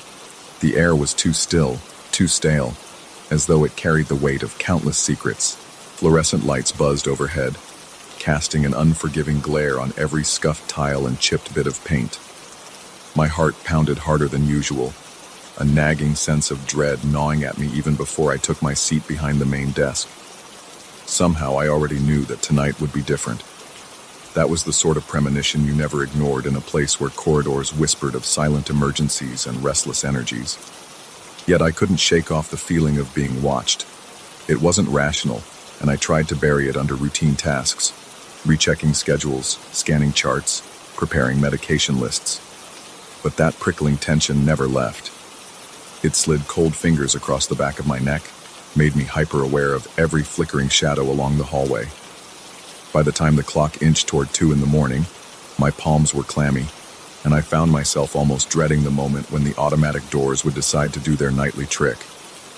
I first noticed the phenomenon a few weeks ago, on one of my earliest overnight shifts. Everyone else had gone, just me at the nursing station, and a colleague stationed by the reception area for security. We were the last line of defense for any patient who wandered in, any late-arriving ambulance with a non-urgent case. It was a quiet night, the kind that should have lulled me into a false sense of peace. That is, until the front entrance's sliding doors hissed open all by themselves. My colleague and I both straightened, fully expecting to see someone. Nothing. We watched the metal frames part wide as if inviting a guest who never showed. The door then closed again, smoothly and without complication. I tried to brush it off as a mechanical glitch. We even half joked about it, telling ourselves the sensor must be on the fritz. But then it happened again the following night. And again, always around the same time, 2 in the morning, give or take a few minutes. Each time I felt something cold flow into the lobby, an icy draft that settled in my gut and wouldn't leave. The hair on my arms would stand at attention. My lungs felt constricted. Whenever I looked at my coworker, he appeared just as uneasy, though we both tried to maintain a facade of calm professionalism. Neither of us wanted to be the first to admit that something about this was deeply, undeniably wrong. Night after night, The episodes persisted. I tested the sensor repeatedly, even going so far as to stand directly in front of it, wave my hands, stomp around. It worked perfectly whenever I tried it. The technician we called in examined the door and declared everything normal, no wiring issues, no mechanical defects. The logs for the security system showed nothing amiss, and the camera footage only revealed the doors opening to an empty sidewalk. No phantom shapes, no drifting curtains or scurrying animals. Just the door opening and closing, as though guided by an invisible hand. A week ago, I began to notice smaller details that added new layers of anxiety. At first, they were barely noticeable. The faint sound of feet shuffling just around the corner when the corridor was obviously empty, or the sudden flicker in the overhead lights that seemed timed to my breath. Sometimes the elevator at the far end of the hallway chimed, its doors sliding open for nobody. I would step out, fully expecting to find a confused patient who pressed the wrong button, but I always found it deserted. The emptiness made my pulse spike. My breathing grew uneven, quick, as I tried to rationalize each occurrence. Maybe someone had pressed the elevator and walked away. Maybe the building's wiring was old and the entire place was just finicky at night. Still, none of these thoughts provided real comfort. They felt hollow, like excuses I threw at the creeping dread I couldn't escape. One night, around the same dreaded time, that front door slid open again. A rush of cold air swept across my face, immediate and piercing, as if the night itself had been storing up all its chill just to unleash it in that moment. My colleague looked at me with wide eyes. He didn't say much, just a single sentence about needing to check the cameras. I nodded, heart racing as though I'd sprinted a marathon. The dryness in my mouth felt almost painful, and my fingers trembled against the edge of the counter. Staring out into the dark, empty parking lot, I thought I caught a glimpse of a faint silhouette, but when I blinked, it vanished. My mind reeled, adrenaline coursing through my veins so hard that my chest ached with every heartbeat. It was as if my body was preparing for a threat that lurked just beyond my field of vision. From that point on, my perceptions became sharper, more attuned to every subtle shift in the hospital's atmosphere. Late at night, the squeaking of a gurney wheel from a distant corridor would jolt me upright. A flicker in the hallway lights had me scanning corners for shapes that shouldn't be there. My own footsteps on the linoleum echoed strangely, as if a second set of feet were following one step behind. Each time I turned, expecting to catch someone in the act, I found only the stale hush of the corridor. The tension was near unbearable, a vice clamped around my nerves, squeezing out any sense of security I might have clung to. And always, that clock marched closer to 2 a.m. One particularly unsettling night, I felt compelled to investigate beyond the lobby. The moment arrived, 2:03 on the dot, and the door yawned open. That now familiar draft swept in. My coworker watched me from behind the front desk, an unspoken question in his eyes. Was I really going out there to look around? I swallowed hard, stepped through those sliding doors, and stood on the empty sidewalk. The chill in the air didn't feel like an ordinary autumn breeze. It felt heavier, as though it carried intent. My heart thudded so loudly I was certain it would echo off the hospital's walls. The parking lot was silent, with only a few cars belonging to staff and a single flickering street lamp. In that dim, half-lit expanse, nothing seemed out of place.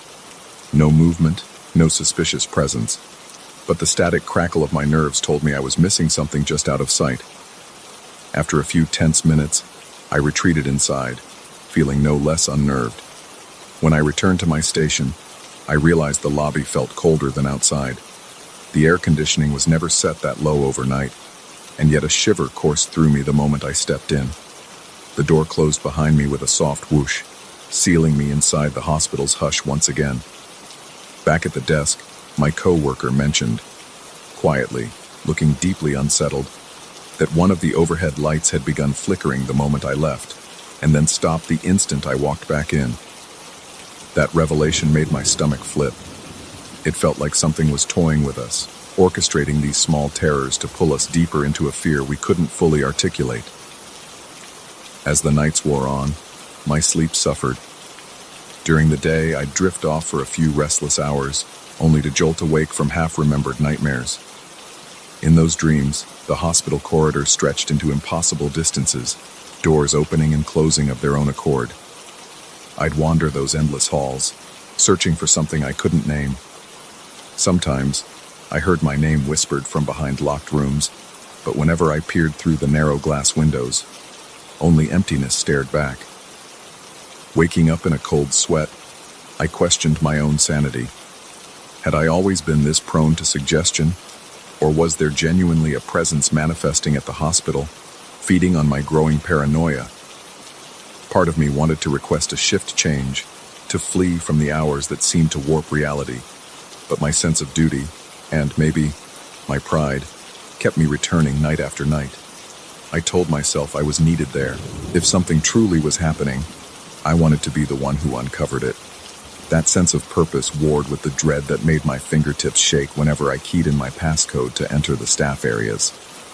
By the time I was done prepping for the shift around midnight, I could almost feel the hospital itself holding its breath, waiting for that fateful hour to arrive. I began documenting every incident. I kept a small notebook in my pocket, and whenever the door opened unprompted or the lights flickered in a particular pattern, I'd jot it down. The slow accumulation of notes, times, and descriptions of sensations confirmed a pattern. Precisely at 2 a.m, the door opened. Then smaller anomalies would cascade through the hospital. Lights in remote hallways would blink in synchronized pulses. The elevator would chime with no calls, and that dreadful chill would weave from corridor to corridor. It was as if the entire building came alive under the thrall of some unseen conductor, orchestrating a symphony of fear. One night, I thought I heard a voice calling my name from the locked supply closet near the emergency ward. It was soft and distant, but I recognized something that vaguely sounded like my name in the syllables. My gut twisted, and sweat dotted my forehead.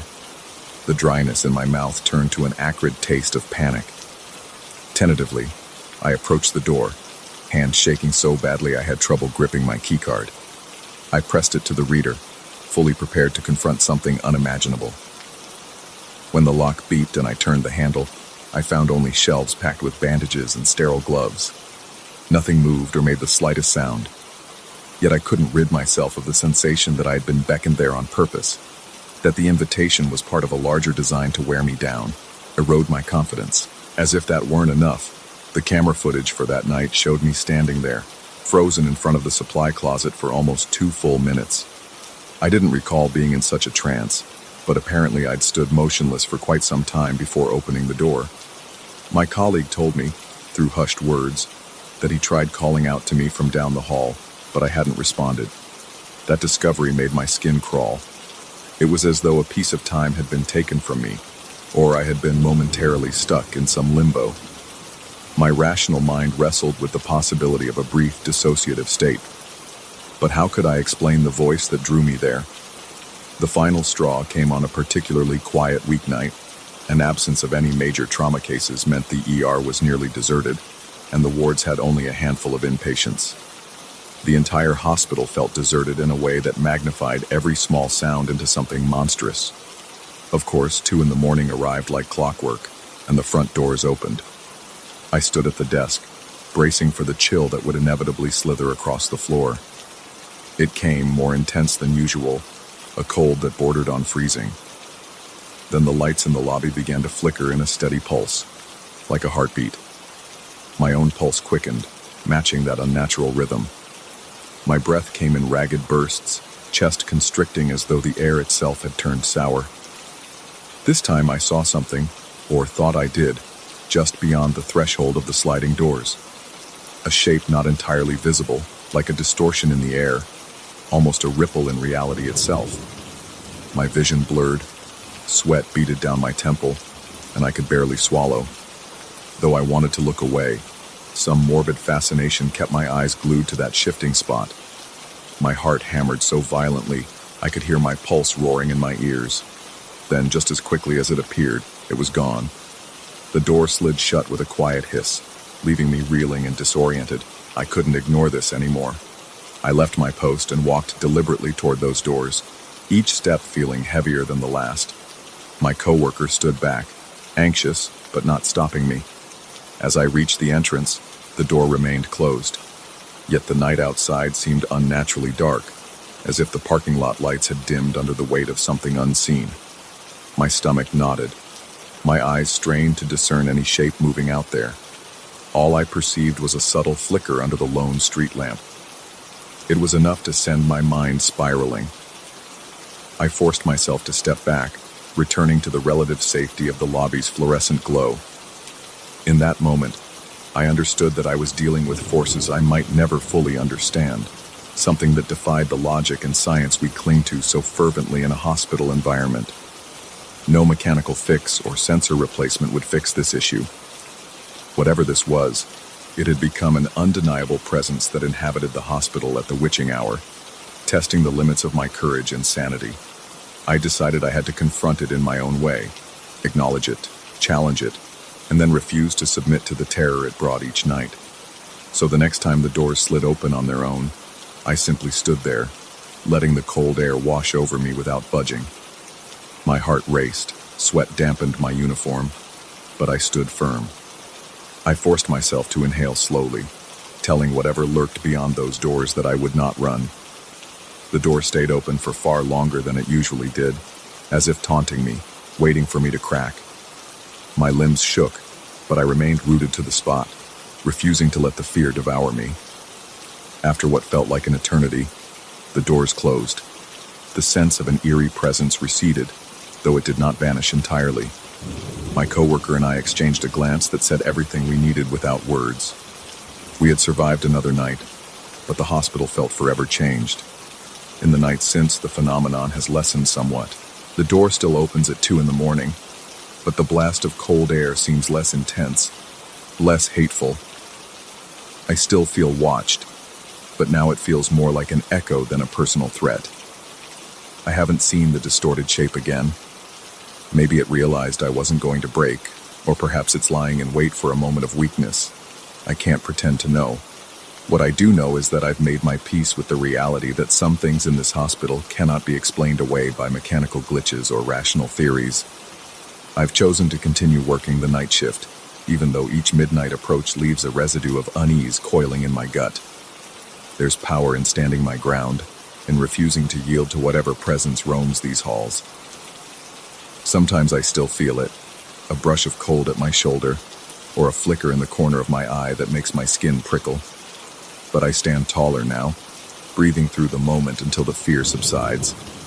I haven't told many people about these events. Mostly it stays confined to whispers between me and that same coworker who has witnessed the inexplicable. Officially, the door's sensor is scheduled for further inspection. But we both know there's nothing a set of tools and a diagnostic test can fix here. The hospital has its own secrets, and while those secrets never fully sleep, I've come to realize they don't have to claim me. The door will open again tonight, sure as the clock will strike 2, but I will be here, prepared to meet that cold air with steady breaths and a heart that, though it hammers, refuses to collapse into terror. And if there's a presence lingering just beyond that threshold, watching through the glass, I can live with that knowledge. It's a fragile truce, but it's mine.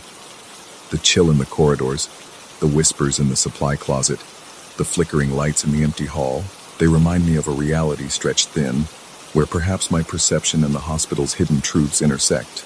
I may never fully understand what's happening, but I understand enough to know that I won't let it break me. My nights remain dark and uneasy, but every new dawn feels like a triumph over whatever crosses that lobby at 2 a.m. And maybe that's all the victory I need, in a place that holds more than just the living within its walls.